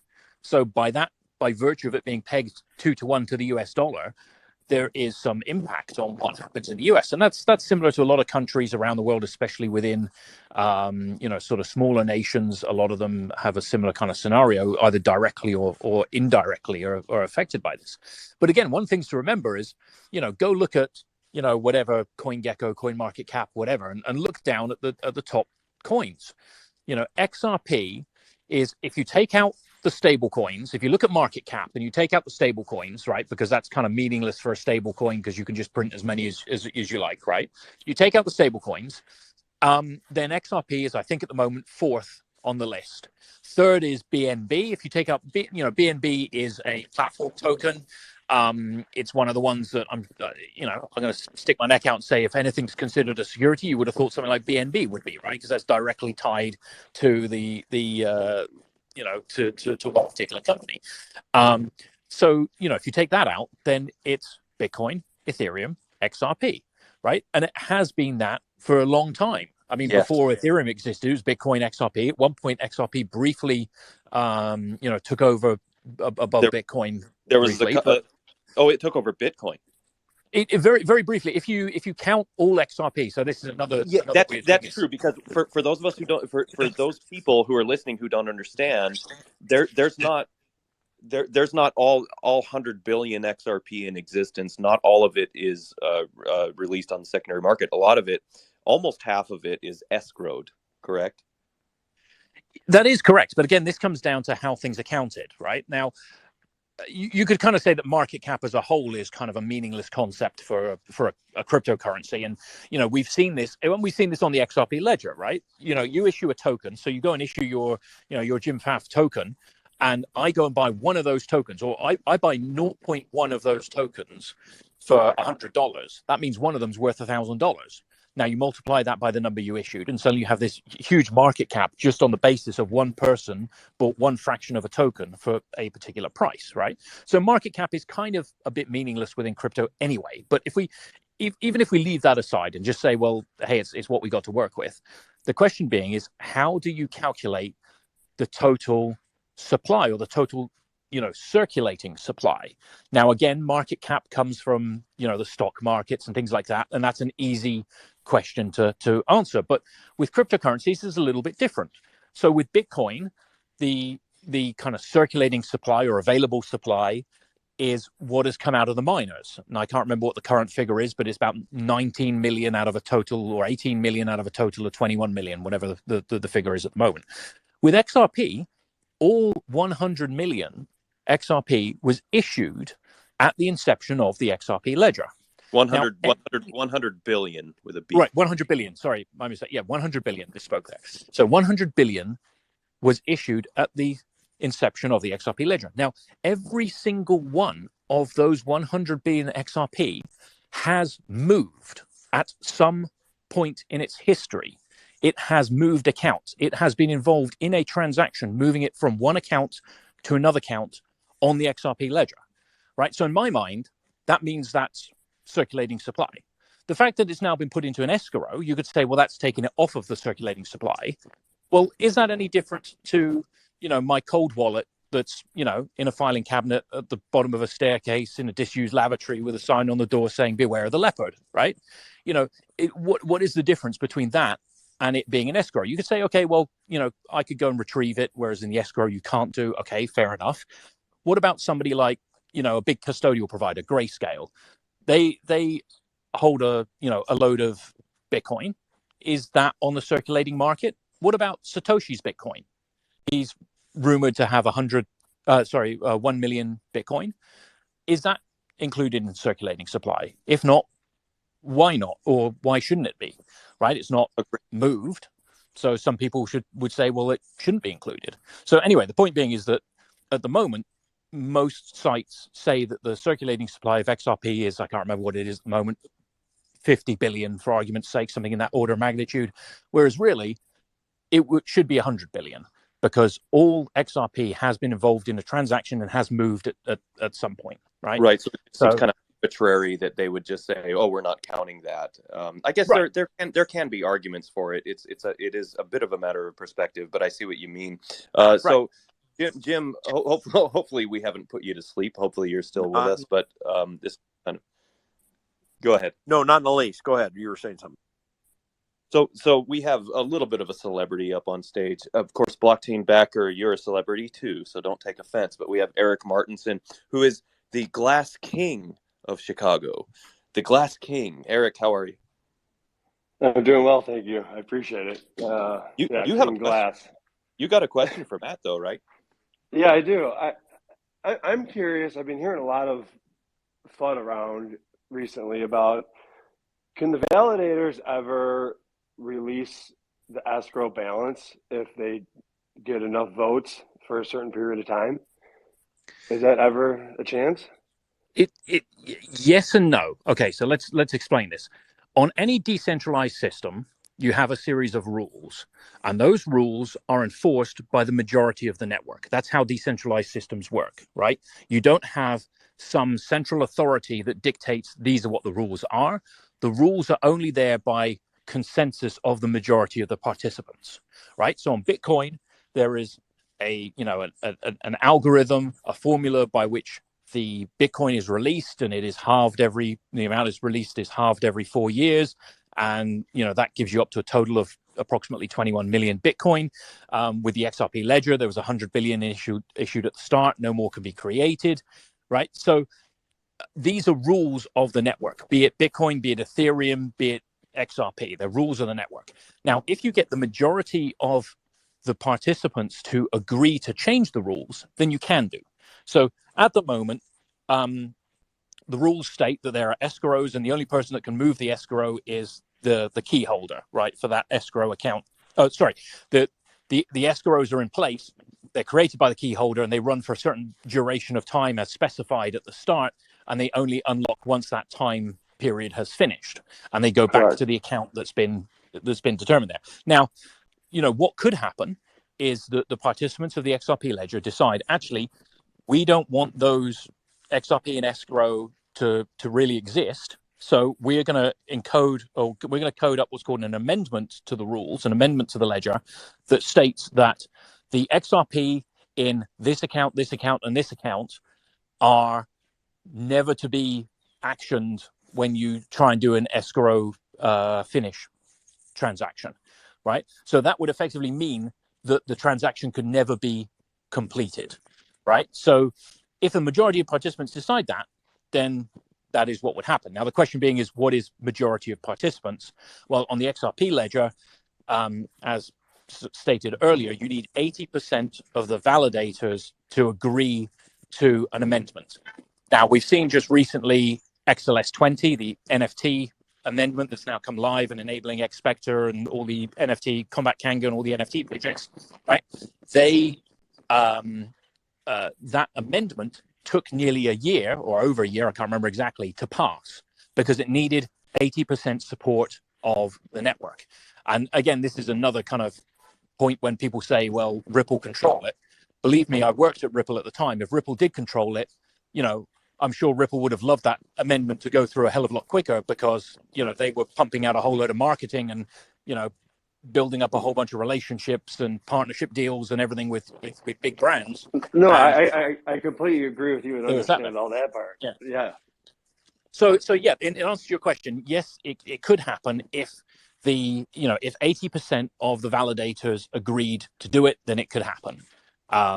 and the point being is that if 80% agreed to do anything, then anything could happen, right? You could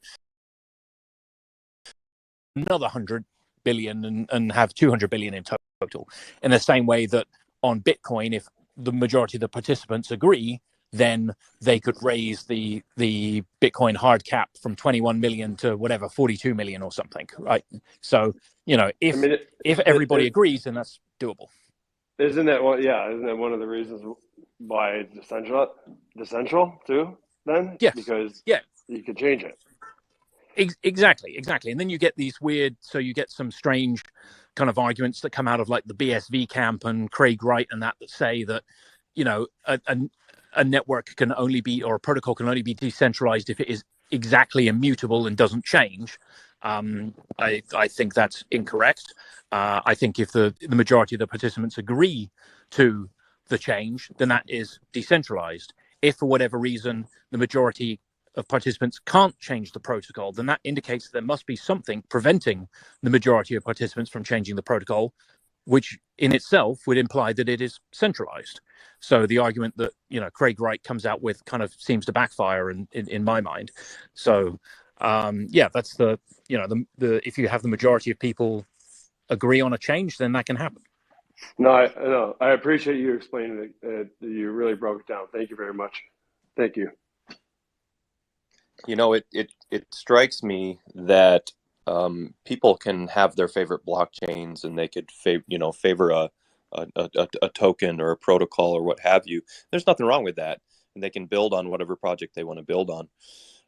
But there seems to be a very strong anti-XRP, and has been for a very long time, a very strong anti-XRP faction from different blockchains, and that influence a lot of people who don't really know. And despite what your favorite blockchain is, or whatever, what your feelings about XRP are, or XRP Ledger, I would think that someone would have to say, at the very least, if they're being honest and maybe listening to this conversation, and anyone can bring up any logical point that they want to, but the community members of the XRP Ledger, the XRP community, I think it's a pretty intelligent community that, for the most part, we don't have any animosity toward another another blockchain. I could give a shit less. Like I want each one to succeed on its own merits. I don't have any religious affiliation with any of these. So yeah, where do you think all that animosity comes from, Matt? If you had to guess, just because it has to do with money and they see it as a zero sum.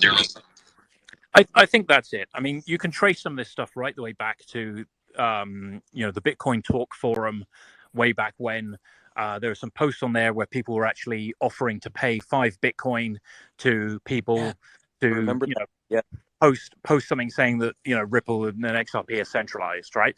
And I think it's one of those things where something, if it's said enough times, it becomes, urban legend, and people just repeat it, right?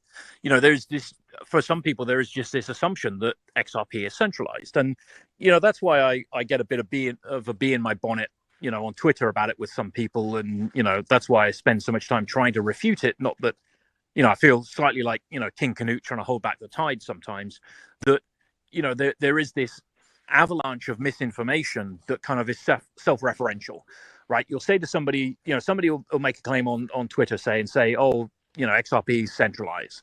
And you'll say, well, no, it's not, because of these reasons. And they'll bring up a blog post that says, yes, it is because of this blog post. And you go and read the blog post, and it's, it conflates XRP and Ripple. It doesn't understand the role of what validators do. It thinks that Ripple can, whatever, censor transactions. It'll be full of misinformation, but that's what they've read, right? And that's the problem, is there's so much of this out there.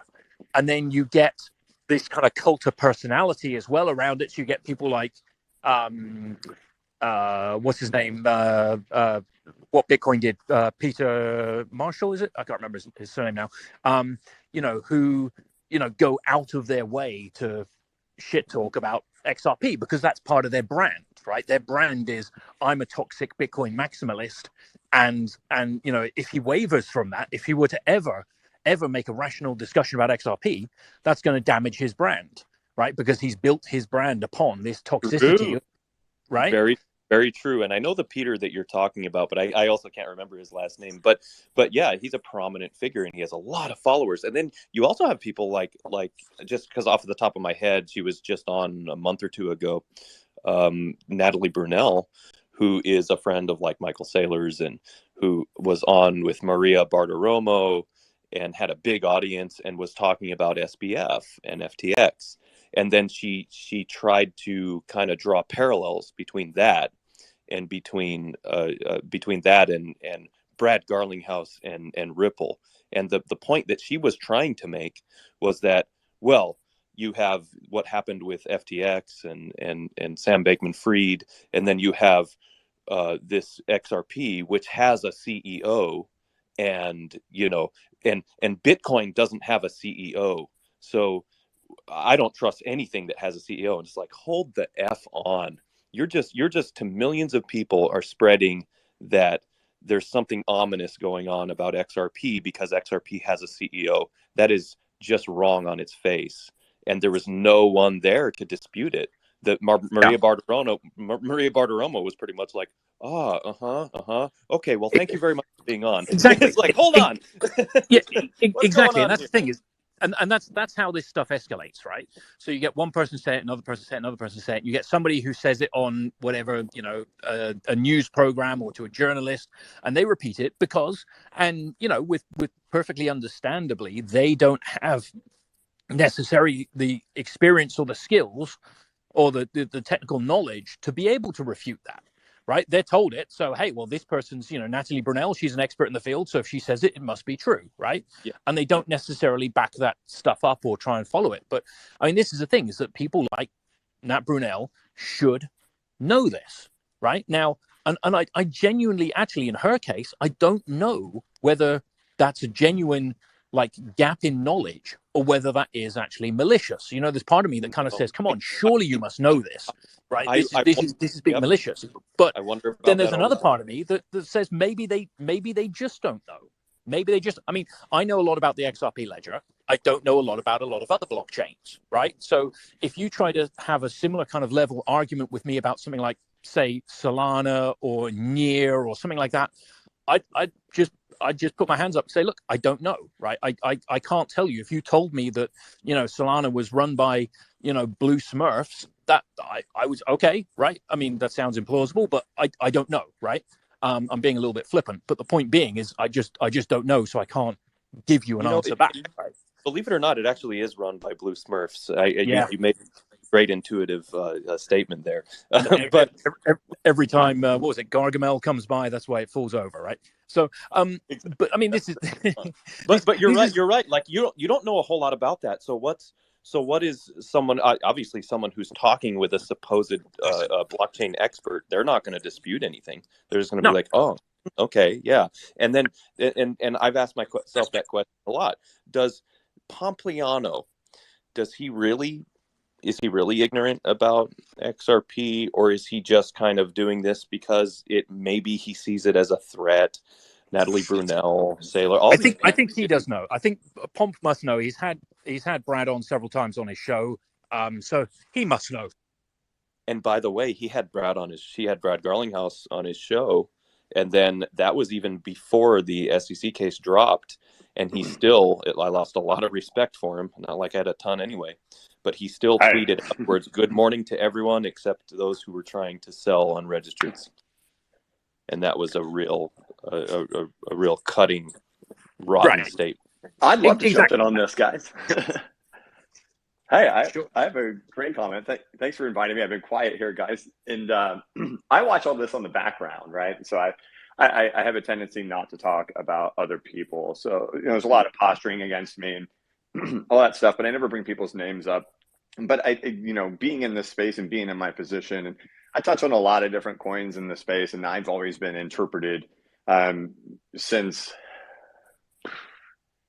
during the laser eyes and diamond hands time period that I was anti-Bitcoin, because I was saying, I'm selling my Bitcoin. This is it. This is the top.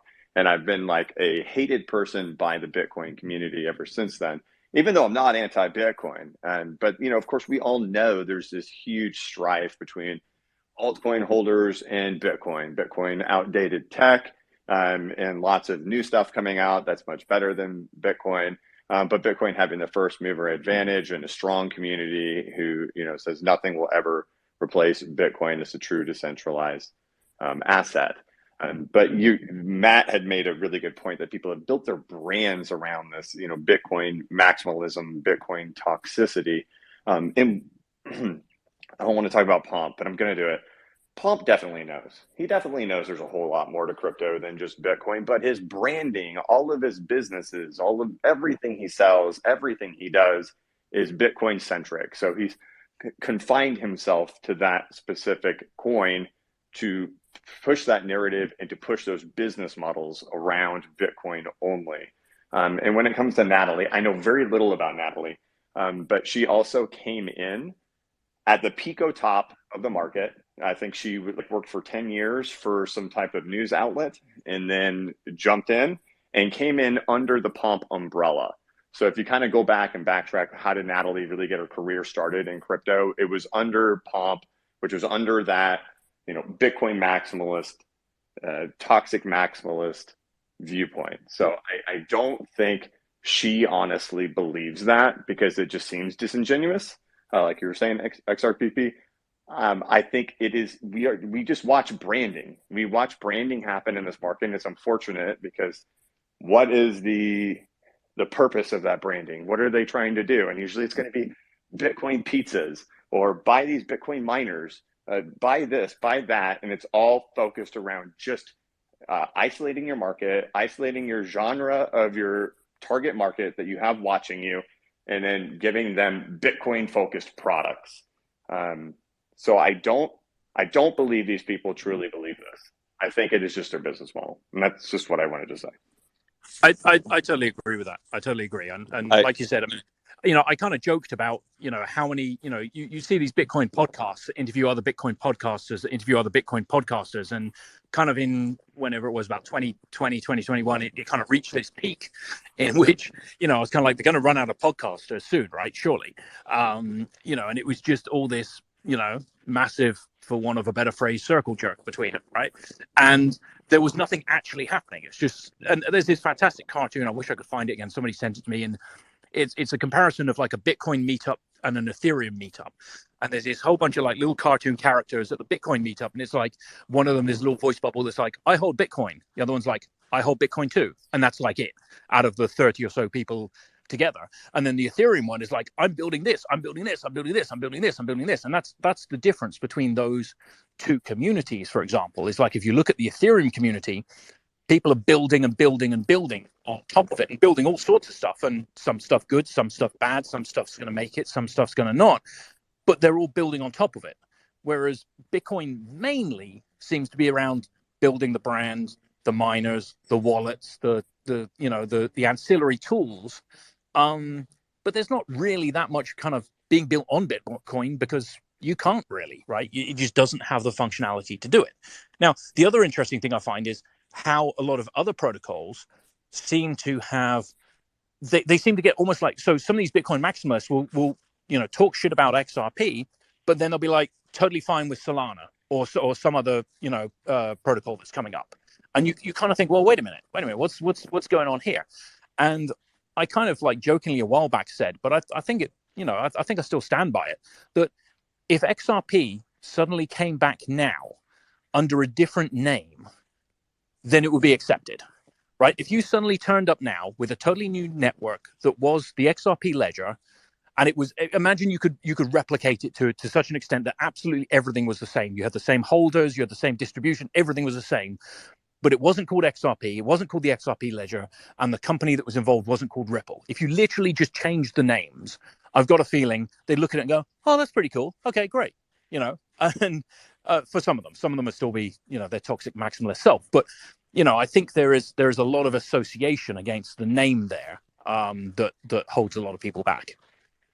And I'm curious how it all started, and if it was like an underground, and put your tinfoil hat on, just like a marketing campaign that started at some point. Because even having my YouTube channel, I've had to deal with just comments, and I've been doing the YouTube channel since 2019. It's now 2023, it's the same regurgitated stuff in the comments just for years.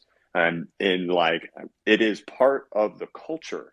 It almost feels that it has to be part of the Yes. culture to have this particular enemy. Like, if you don't have an enemy, then who are you all fighting against, right? So it's almost like it is part of the Bitcoin culture to have somebody be the enemy, and it has to be XRP. It has to be Ripple. I, Uh, I Right. think that I think that's part of it. And remember also, BCB, that in the early days, and David Schwartz talks a little bit about this. I don't know at what stage you got into cryptocurrencies, Matt. I know that I'd heard in an interview with you before how you kind of got into it. I think you were working at IBM at the time, but there was in the early days, David Schwartz said that everyone thought that was involved in Bitcoin, everyone thought that Bitcoin was going to be it. They were going to be used. It was going to be used for everything. It was going to be used as a global peer-to-peer payment system. It was going to solve all these problems. And so that's kind of, there was a very, very strong passion and belief around Bitcoin in the early days. So then when Jed McCaleb and the others came up with this idea to improve upon Bitcoin, I think it was an affront to a lot of people who are very passionate about Bitcoin, because there is no problem with Bitcoin. Bitcoin is it. And anyone who's trying to do this, thing that doesn't involve mining or whatever, like we're gonna sink it. We're gonna FUD you because it's our religion. So that's at least my understanding or my thoughts about where it would have at least started. And then it just becomes worse when you have other entities, like a MicroStrategy or just like Pomp's business or whatever, that actually has a financial vested interest in, like you said, products that are around Bitcoin, some of them maybe around Ethereum and so on. So they're going to FUD the shit out of anything that they see as kind of a competitor. And I want to say this too, really quick, just so it's not misconstrued. There's 400, 500 people listening in here right now. I do believe in the long-term success of Bitcoin. Doesn't mean I don't think it's not going to see massive corrections, and whether or not long-term this is the end of this correction, that this thing could last for years. We're going to have a local bottom here that fires it way back up and then it comes all the way back down. I do long-term think we'll see over a $100,000 Bitcoin, and that could maybe take until 2028 for something like that to happen. So, oh my God, we're breaking more news on the XRP. So that's what we bring, xSPECTA's XSPECTACULAR show. That's what XRPP brings you on this show. So that's cool. But I do have a question because I actually question that. And here's why, and maybe Matt, you can give your take on it. I got nothing against Bitcoin. I don't have anything really against Ethereum. Now, some of the founders of Ethereum, I think, are really crooked and have done some really rotten things and have gotten a free pass where others have not. So I do have some animosity when it comes to that. But the blockchain itself, I don't have a problem with any of these. But Matt, the long-term health of the Bitcoin network, in terms of Bitcoin has to say a certain price for miners to stay solvent. So when you have a halving, I mean, historically, it has gone up tremendously. But as far as like the long-term health of this, can it sustain enough to keep miners solvent? Would that not end up being a problem because you would just have smaller mining pools? I mean, I don't know. You would know more about that than I would. What's your take on that?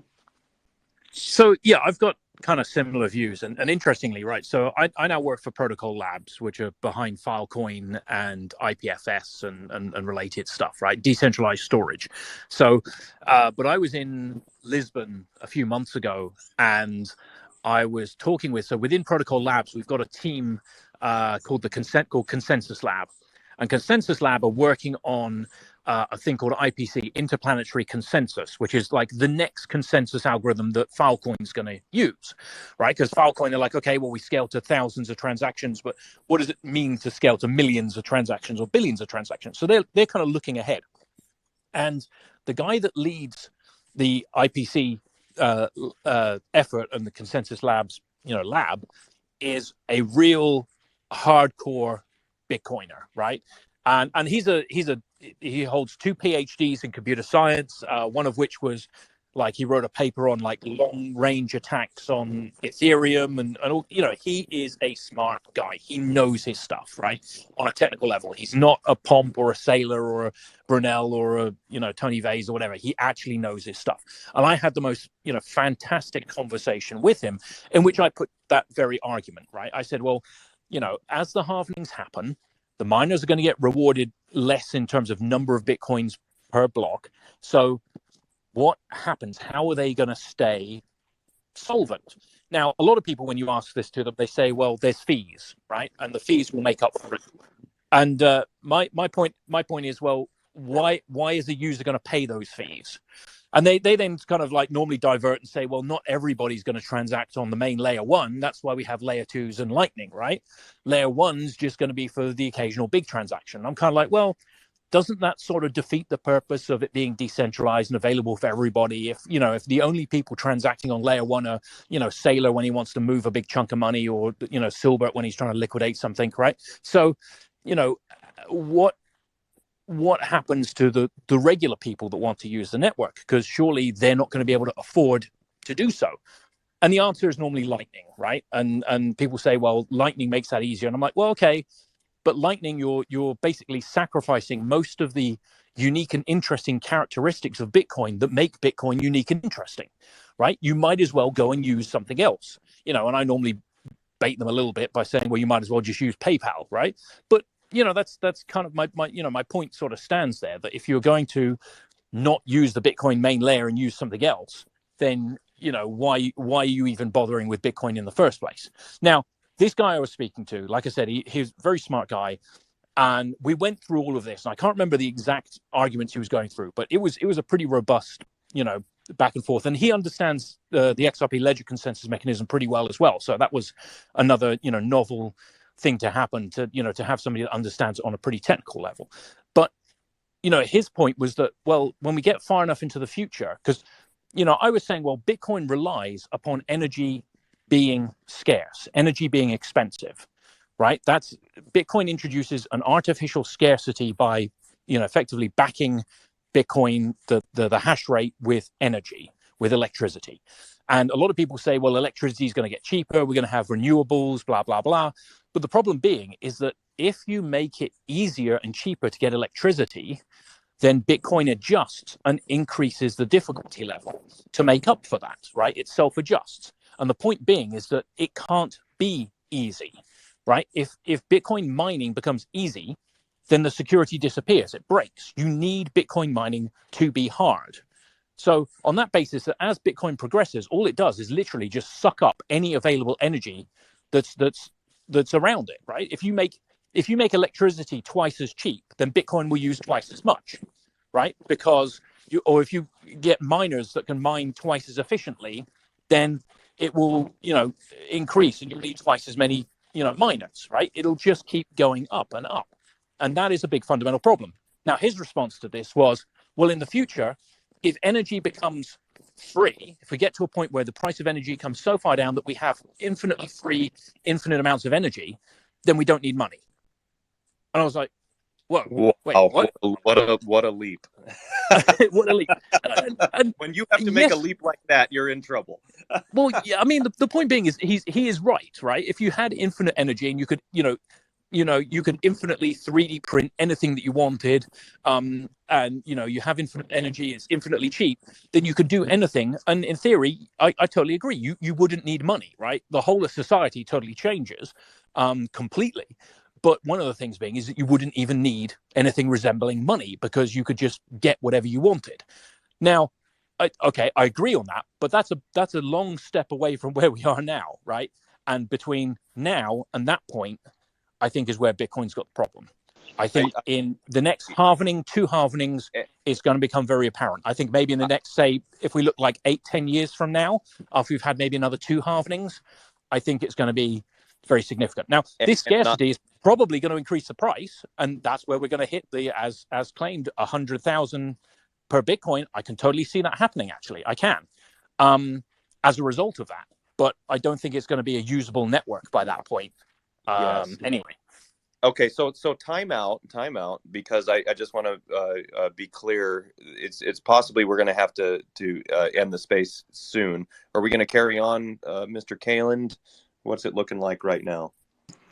Let's say we have a good 15 minutes left, so I want to make sure we wrap up on a positive note. And I want to also thank all the panelists for joining us today. Matt, super grateful for your time. I know how busy you are, so really grateful for you to be here too, and BC Backer as well.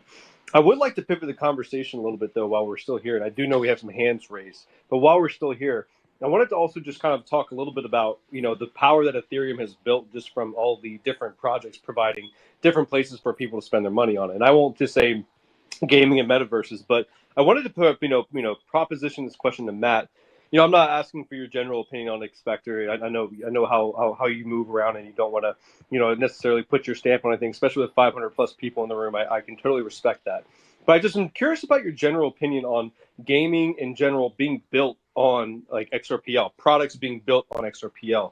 Now, do you like, obviously there's hype products such as NFTs, gaming, and, even metaverses could even be lumped into there. Do you like that aspect of XRPL, or is that just another caveat of it that will allow more money to be moved around? Or what's your real vision for the XRPL that's not just gaming NFTs? Well, I think NFTs have definitely got a place on the XRP ledger. I was very excited about XLS20, and we can see that so many people are now building upon it. I think there's a wider question of what is the future of NFTs, kind of irrespective of the XRP ledger. That's kind of like, where do we go from here? Once we've gone beyond the the cute monkey pics and stuff, and then we've gone on to gaming. Okay, great. What does that look like? I don't know exactly how that looks like. I think the XRP ledger would be a very good place for like metaverse and gaming type stuff. It's still missing the programmability layer. Now that's possibly coming with, that hooks gives you some of that functionality, and you may be able to build stuff on there. How that's going to compete with like the Ethereum Solidity type blockchains, I'm not sure. I mentioned I'm working with Protocol Labs on Filecoin, and specifically I'm working on the Filecoin virtual machine and the Filecoin Ethereum virtual machine. And at Protocol Labs, we've decided to release an Ethereum compatible virtual machine for Filecoin because everybody's building on Ethereum, right? And it's kind of like you can just move all of your code and tools and everything over and deploy it to the Filecoin blockchain without any change, right? So, there is an element of the XRP ledger, whilst I think is technically superior to a lot of others, is kind of forging its own path, and always has done. I mean, right from the start, because there wasn't a path there, right? So it has forged its own path, but there have been times in which the rest of the industry has taken a different path, and by sheer weight of numbers, that path, whether it's better or not, has become the de facto standard. So, Solidity is not a particularly nice language, but it's what is used by a lot of Ethereum developers. The EVM is, you can think of better virtual machines, but it's what so many of them are using. So it's becoming a de facto standard. So in terms of like the XRPL and gaming, I'm positive on it. I think it's going to be good. I think Hooks is going to add a lot more. So we'll wait and see there. There is also this EVM sidechain that another company's been working on for the XRP ledger. So we'll see how that, interacts with things as well. It's interesting because, long term, it really seems like, for example, when I talk to people who, use Solana for gaming, or they use other projects for gaming, when they hear that can be built on XRPL, they like almost gasp. They're like, NFT gaming on XRP? Like the thought of that just comes so far because just the narrative of the ecosystem has been so, I wouldn't say business focused, but it's been so like non entertainment focus for so long. And I'm genuinely interested to see how that narrative changes over the next 4 or 5 years when more gaming gets built. Where Dirk's building literally in a space and arena where constantly when he communicates with other metaverses, Dirk, I mean, you can speak for yourself. A lot of them are like XRPL for metaverses for gaming. I couldn't have imagined, Well, I have to say that when I started out, I had reactions from a couple of good friends of mine that were well aware of metaverses and NFT projects, and they all asked me why the XRPL, and it was a natural thing for me because I was thrown into the XRPL community. I really liked them, so for me there wasn't really an option. But when I pointed out to the advantages of the XRPL, lots of those diehard gaming, metaverse, NFT people from other chains, all got back to me with the same reply, and they all say, "Yeah, well, actually, you might have been right. It is interesting." So that's a concept, and of course, we're looking at other communities as well: HBAR, Flare, Avalanche. We've been inviting them all, even the Solana community on the xSPECTACULAR show. We try to learn. I think that HBAR and Flare are very closely related to the XRPL community, so we just set up FTSO on the Flare network. We are looking to broaden our horizons. We will never, of course, leave the XRPL and forget our base where we are located and the strong community that we built in the past few months. But as you know, I'm not a tech guy. Matt, we've been on the Mario Nawfal show once about XRPL. I was so happy that you were there because I'm not a techie at all. I went to law school. I'm a property developer. I was thrown into this. But one of the things that we're looking at, we do lots of in real life events, which is really nice for the community building. We have our metaverse, of course, but we are looking into things to really give use case to the metaverse outside of the social aspect and attract businesses for more than only publicity and advertisement. And one of the days we have an important community member, XRP Nation, who's up here on stage, and he introduced me to a guy from Canada who will be flying over in the next couple of days to see me, and he runs his company and it's called Luxury Listings, 2.5 million followers on Instagram, and we will have a meeting about how we can offer services within our metaverse to real estate brokers, to property developers, and to do some collaboration. So I'm very, very much looking forward to that. And of course, my passion, real estate, we are also looking into tokenizing real life real estate. And one of my companies is located in the south of Italy. We have lots of properties, all been paid for, no loans, functional, proven rental yield, staffed, everything. And we are looking at tokenizing the shares, of the company, my apologies, and to offer the ability to the xSPECTACULAR community to become partial owner of that real estate company.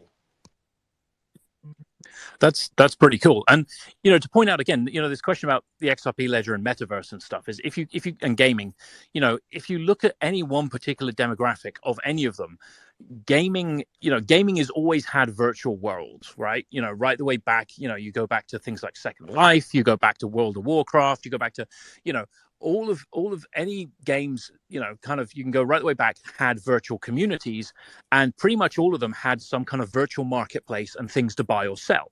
And, you had virtual currency. So you had your Linden dollars on, Second Life, whatever, so gamers in the metaverse are already used to this notion of virtual currencies. They're already used to a notion of trading. So, using the XRP ledger, a blockchain that is specifically optimized for payments, makes a lot of sense, right? And now that you can tokenize actual, individual assets in the way of NFTs on there, it makes even more sense because now you can, have your virtual currency and use it to buy your virtual item, all potentially backed directly on the XRP ledger. Now, the only problem with that is that being open and decentralized possibly breaks the business model of some of these games because they're relying on you being in a walled garden, right? They're relying on you, only being able to spend your Linden dollars within their universe, and you can't, go and take a sword from a fantasy role play game and swap it for an engine in a car racing game or something, right? So, there's certain things there that may, need consideration with regards to the business models of how those are approached. But on a technical level and a kind of a cultural level, hey, it's all there. It all makes sense. Jim, I was going to throw in another positive thing before you, or at least hopeful thing before you close out the show, since I came in talking about the regulatory end of things. Keep in mind too, as we're considering this entire topic of discussion related to Web3 and the promise of it and the problems with regulation in the United States. You've got a Republican Congress coming in tomorrow. That's when the new Congress will organize itself under some frustrating circumstances because the Republicans can't figure out who to make Speaker of the House, apparently.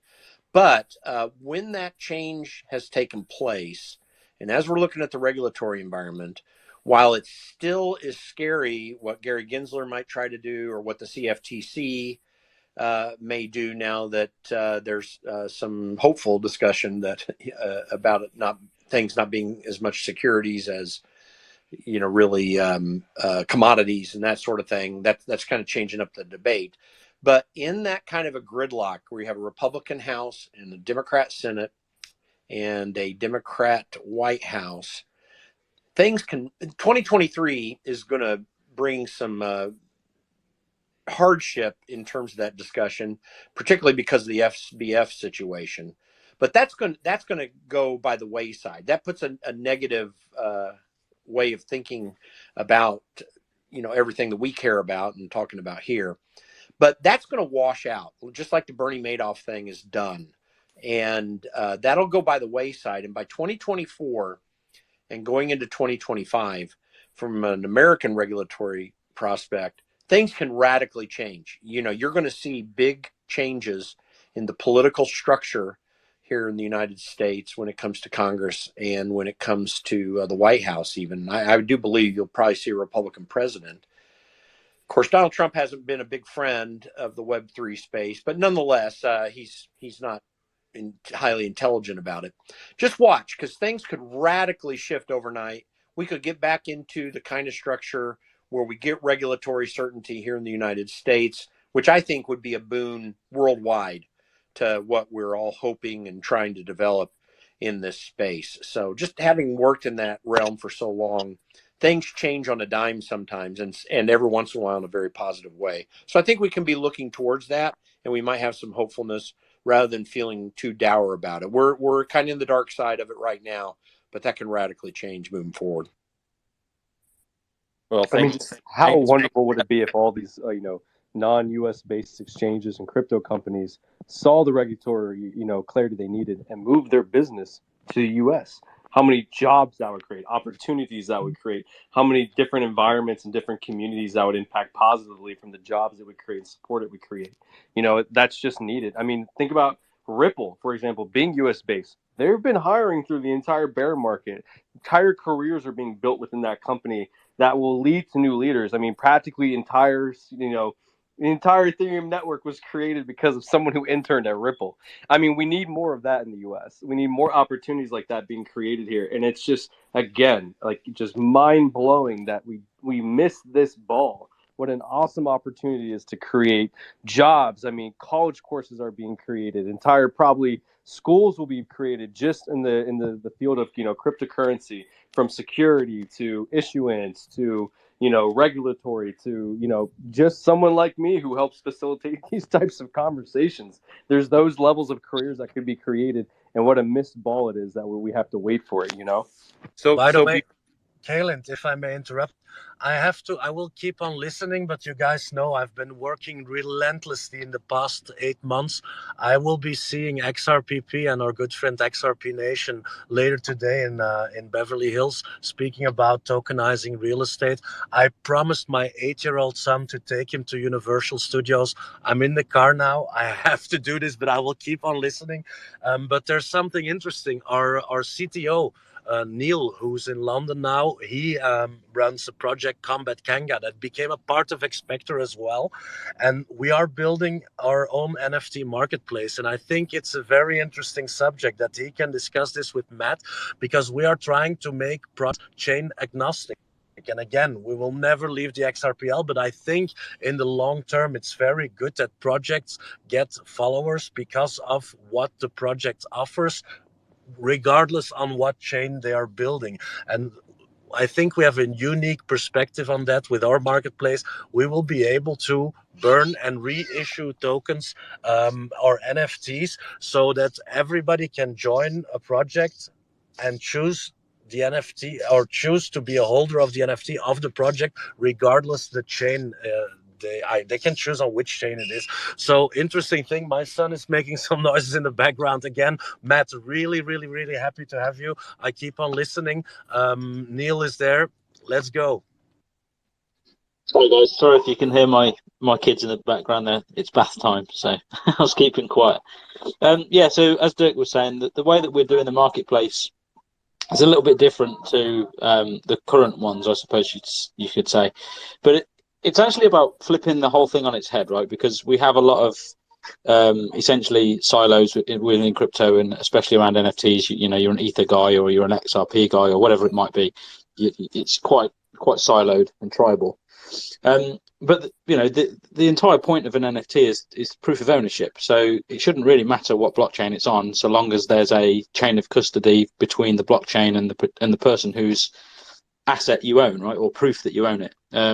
So what we're doing is we're saying, well, why does it matter which blockchain it's on, right? If you're buying, say, I don't know, let's say it's a PS5, for example, and you're in the US and I'm selling it in the UK. Apart from the impracticality of shipping it across the Atlantic, I'm not going to refuse your US dollars and you're not going to refuse the Xbox. So the idea of not selling an NFT, if that's what you wanted to buy, was the actual asset itself, because of the blockchain, doesn't seem right. So the idea is that as long as the chain of custody between the issuer and the owner isn't lost, then there should be no fear of burning an NFT and reissuing it on another chain.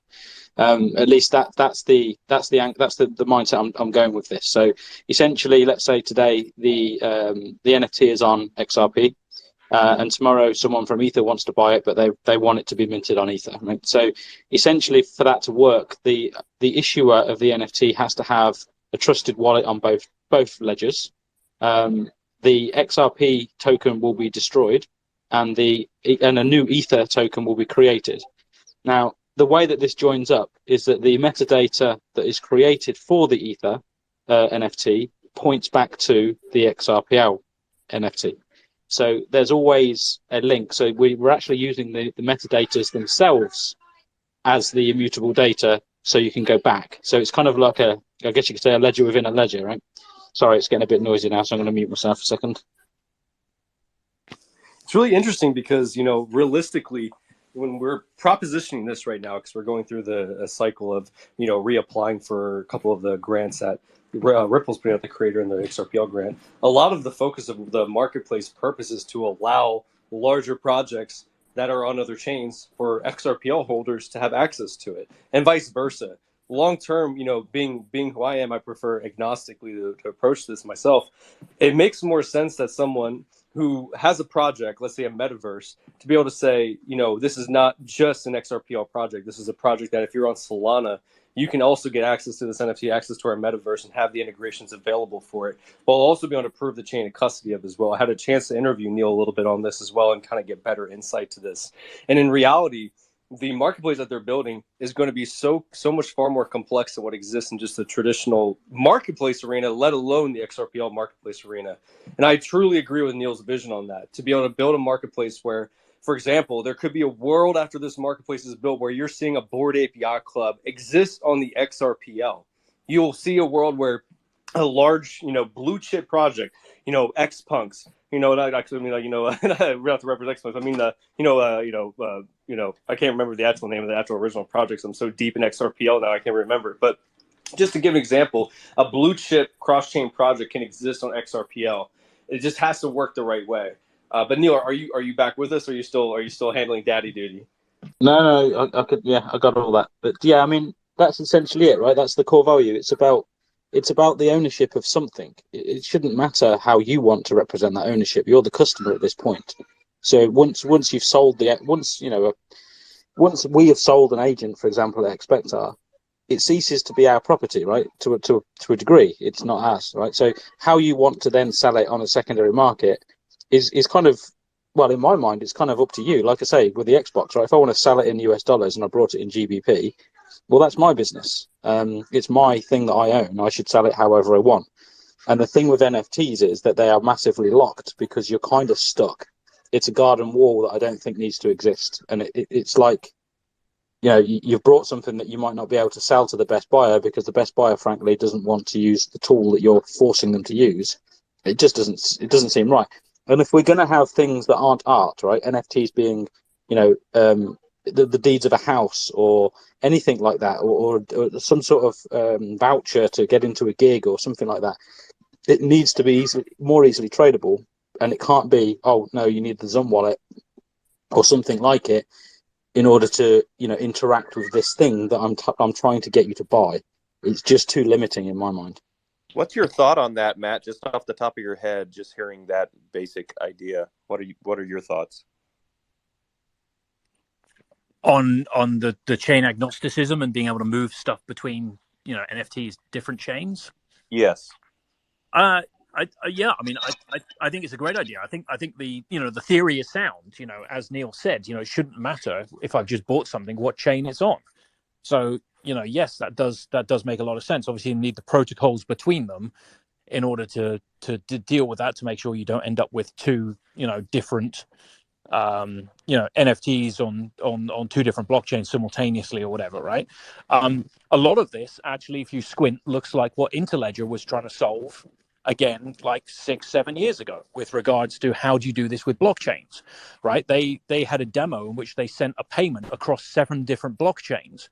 It started on one, moved to the XRP ledger, moved to Ethereum, moved to Bitcoin, they had a couple of like dummy ones there, and moved across all these different blockchains in a matter of minutes. And there's somebody going to be out there already building this kind of thing. I don't know who, but inevitably somebody's going to be building this for NFTs to allow you to move them between different blockchains. I think one of the problems being, and I think Interledger probably had the same issue as well, is you kind of have to start catering for the lowest common denominator, right? If one project doesn't have the full features that another one has or approaches them differently, you might have issues, right? So NFTs on like Ethereum, which are based on smart contracts, might have certain customizations that you couldn't do on the XRP ledger, for example. So, there might be some nuances there, but in general, if we're just talking NFTs in terms of rights management for some, or property management or whatever you want to call it, title deeds to something, then I think it sounds like a great idea. I think even Neil was even saying last time we were speaking, Neil, and you can confirm this. You were saying that it would roll out and essentially as supported chains to kind of circumvent that issue. Because I remember bringing up that kind of like my perceived challenge was pretty similar to Matt's. Matt spoke it a lot better than me. I think it took a lot longer to explain that. But essentially, that challenge is like how do you actually make that available? So you're rolling it out more as supported chains initially. Is that right? Yeah, I mean it's a good point, but this is where the technicals and the nuances come into things with blockchain, and it's not just blockchain. To be fair, it is kind of like anything. So, using the analogy of the Xbox again, there are things that you can't simply just sell because of compatibility issues, right? So it could be something quite basic, like I don't know. I know it's not a great example, but the electronics is different in the two countries, therefore you couldn't use it, right? But and if moving it from Ether that's heavily, whatever it is you brought as a smart contract that goes along with it, yeah, sure, you might not be able to implement that because that's not simply going to be supported. But I guess that's trying to, let's use, I don't know, a different analogy. You're trying to, stick a W12 V8 engine into a Ford Fiesta, right? It's just not going to work. So it's not going to cater for everything, but for things that are purely just, your right to own something and that your proof of your right to own something, then it should be completely fine. As soon as we move into the realms of smart contracts and things like that, it's more like software now, right? You're trying to sell a Mac product and install it on Windows, right? And obviously that's not going to happen. So it's a bit more delicate when it comes to that, but I'd probably argue that that's not the type of product that most people will be using NFTs for. It will be some of it for sure, but I think most of it will be a more basic proof of ownership than anything else. We also did just have, I do see Eric, his hand is raised as well. By the way, we'll totally go to Eric too. I did see that also Sina from Luxury Listing did just join us back, so I would like to get to them. But Eric, please, you first. Hey, Neil, I just got a quick question. If you're listing an NFT on your marketplace, is it universally listed on all other marketplaces supporting the chain, or do you have to list each one individually on each marketplace?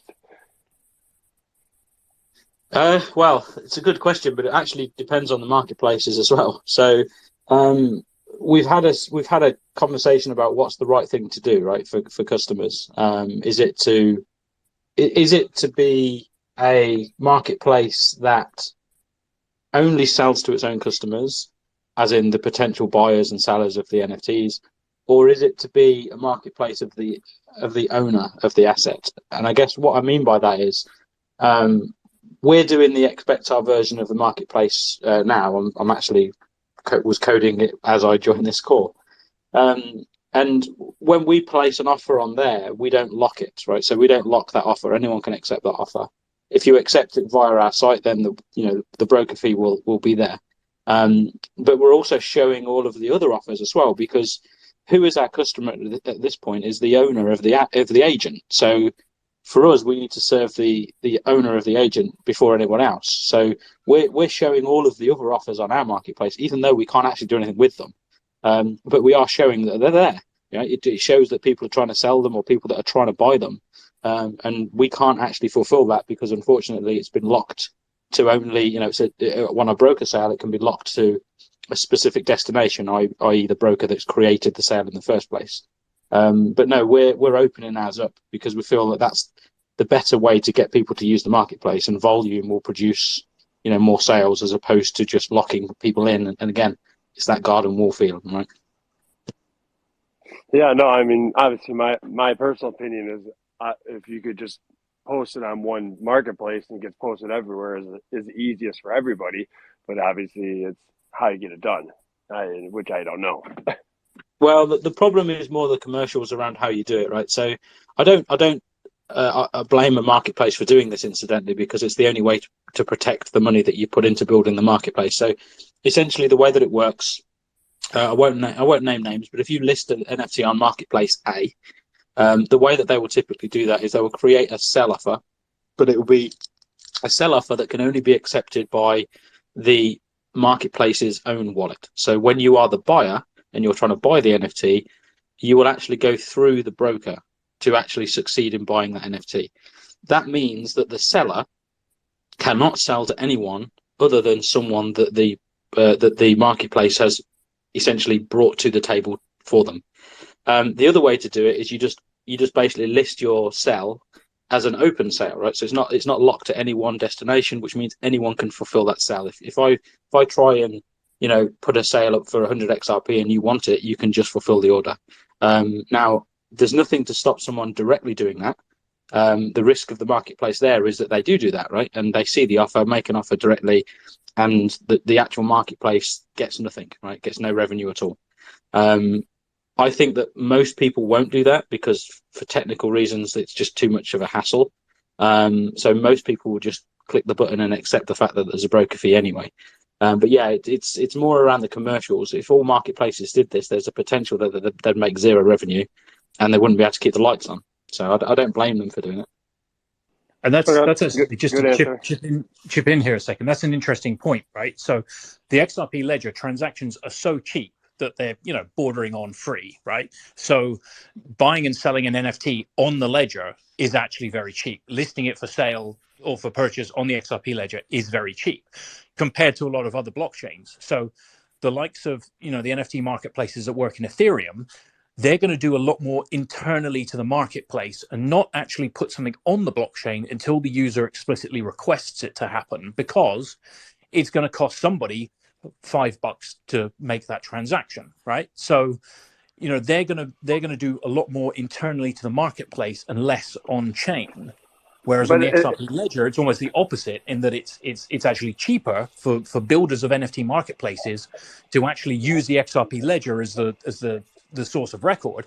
But then they've got to try and work out, okay, how do we make money here? Because we don't want to end up doing all the work and completely cutting ourselves out.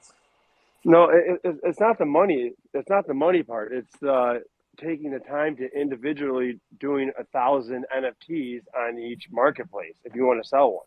You know what I mean? It's there's some way, there has to be a universal way where you could take all your NFTs and just bulk list them, or you know what I mean, and they have them go somewhere Right, instead but of that's having to list kind of every.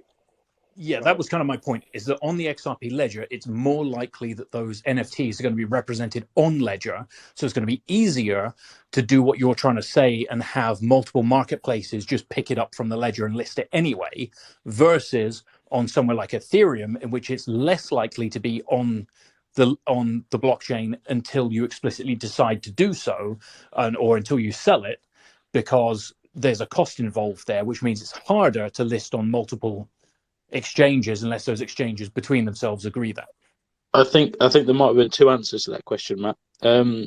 Eric, did you mean listing them on individual marketplaces, or did you mean specifically what is a pain of listing 1,000 NFTs if you happen to own them for sale? Because it's essentially one transaction per sale, right? So you have to sign 1,000 transactions to sell or make offers on 1,000 NFTs. Is that the problem you mean, or do you mean? Yeah. That's the problem. But I think Matt answered it, where the marketplaces can pick up the information. I don't know. I think there's a way to make it happen. But yes, for me to individually scan the barcode for each NFT for each website marketplace I want to sell it on. I mean, 1,000 takes. I mean, you know how long 1,000 takes. Yeah, I mean, this is where I guess this is where you reap what you sow in terms of who you want to give security to, right? So the way that the ledger is set up, that it's a single transaction at a time, right? So if you want to sell an NFT, you put it on the ledger, you sign it, you put another one on to sell a second NFT for a price or whatever you want to do. Now, the only thing that you can do in batch, funnily enough, is cancel offers. You can cancel offers in batches of however many offers you may have, right? I've not seen an actual limit, but I'm assuming there is one. I think we did 500 once, and it was fine with that. But yeah, the actual listing of a sale, though, unfortunately, it's a one-by-one affair, and the only way around that is by scripting it. So you, the user, have got to either run some software yourself where you can see the source code and hopefully understand it and hope that it's not bad, or you could download an application that could do it for you, and again, hope they're not going to steal any keys when you put them in and all this sort of stuff that could happen. And then the worst scenario is that you actually share your wallet details with some other place to do it for you, right? Which I would obviously never suggest you do. Well, But honestly, my suggestion was going to be find a broker, someone that I'm friends with, that sell them all for me and give them a fee. That was going to be I don't know how else to do it. Well, which is the worst idea to do. That could be possible when hooks come out, right? So hooks can allow that. I did some of you might remember I did I live coded a hackathon thing on Twitch a few months back, and we ended up creating a hook that minted, I think, 10 NFTs kind of in a single transaction. So when hooks come out, that might solve some of that problem for you. But at the moment, yes, it's an unsolved problem. You can't do that on chain. I appreciate it both. Thank you. I think one of the other things Eric mentioned as well, in terms of the interoperability, the ability to go to Neil's marketplace that's being built and be able to go and bulk list on multiple chains. As far as I'm aware, that's not something that is the intention. Is that right, Neil? So let me just give you the scenario. I have 1,000 X cats, or I have 1,000 X. I'm trying to think of an NFT project that hasn't been created. X octopuses. I hope that doesn't exist. And I want to list 1,000 on XRPO, 1,000 on Solana, 1,000. That wouldn't make sense, and that's not something you would do. You would do buy the chain that's supported, and allow the person who wants to buy it to send it to whatever chain they like, or buy whatever currency that they're native to using. Am I kind of picking that up right? Yes, you are. I mean, there isn't much sense in. Well, I guess it depends who you are, right? But the two things are quite different. So, if you're a project owner or creator and you want to list things on multiple blockchains, that will be enabled in terms of we can do what we can, right? So, with XRP, we can do that quite cheaply, and so we can also do the same thing on HBAR. But Ether, the user would potentially have to pay a fair amount of money to mint them onto the ledger straight away.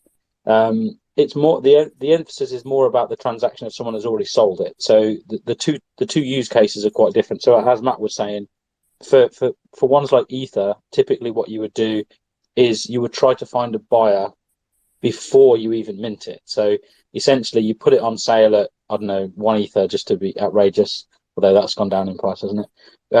And then you find a buyer, they agree to buy it, and that's where the smart contract kicks in and takes the money, mints the asset, and sends it over to them, right? So it's all sort of atomic transaction in a sense.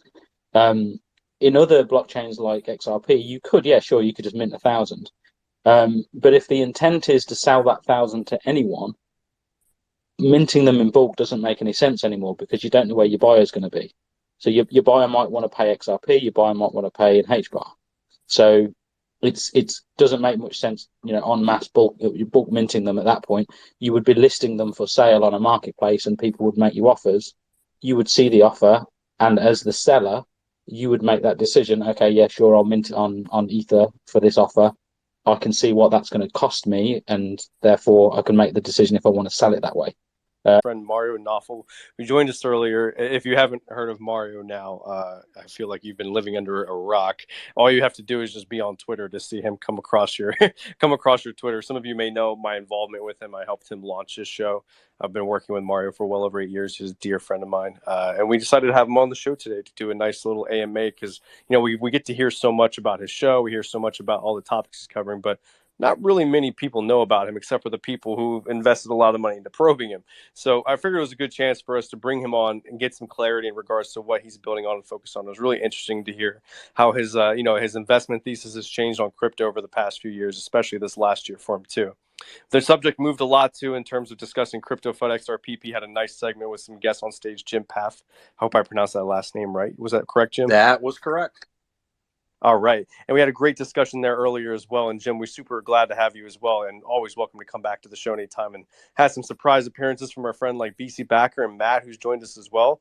This has been an absolutely action-packed episode. We've had a lot of different discussions, and really want to say grateful to you, Matt. I know how busy you are as well, for you to join the conversation and entertain our COO, our CTO, Neil, who's the head of Combat King. Has had a great discussion with him as well in terms of what's going on with the marketplace. Feels really great to hear some feedback from you in regards to the metaverses. It's always tough to talk about, like a project that you're supporting. I'm obviously involved with xSPECTACULAR. It's always tough to talk about opinions on it without implying that I'm trying to shill it to you.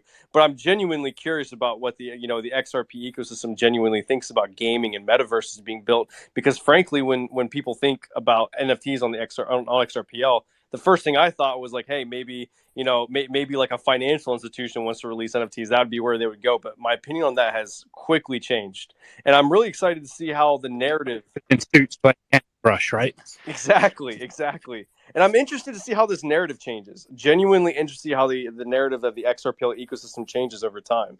Because currently right now the narrative is there's NFTs on XRPL. When you ask the general Solana degen, or you ask the general Ethereum degen who's buying and sweeping floors, that kind of culture, what they think of XRPL, they're just only aware of what's been around for the last year of FUD and the last 2 years of a large financial institution doing payment processing on the XRP ecosystem, in the XRPL ecosystem. So I'm interested to see how that narrative changes.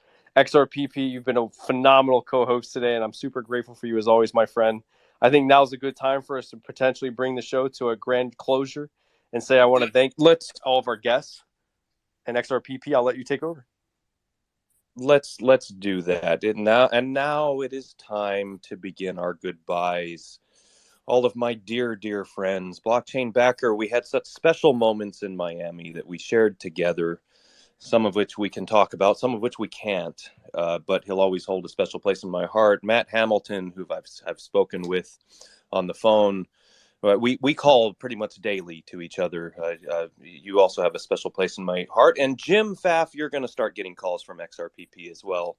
I appreciate you being part of the show. XRP Nation, I haven't heard you say a single word, I don't think. At least say hello.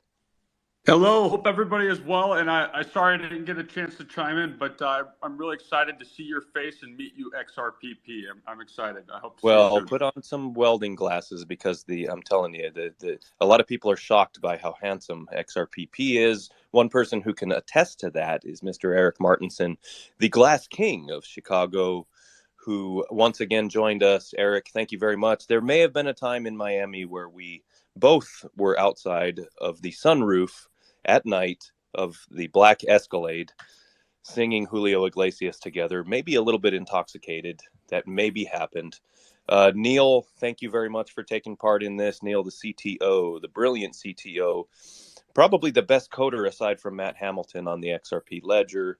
Dr. Degen, I know that you guys had you had more questions. I'm sorry about that. We've run out of time.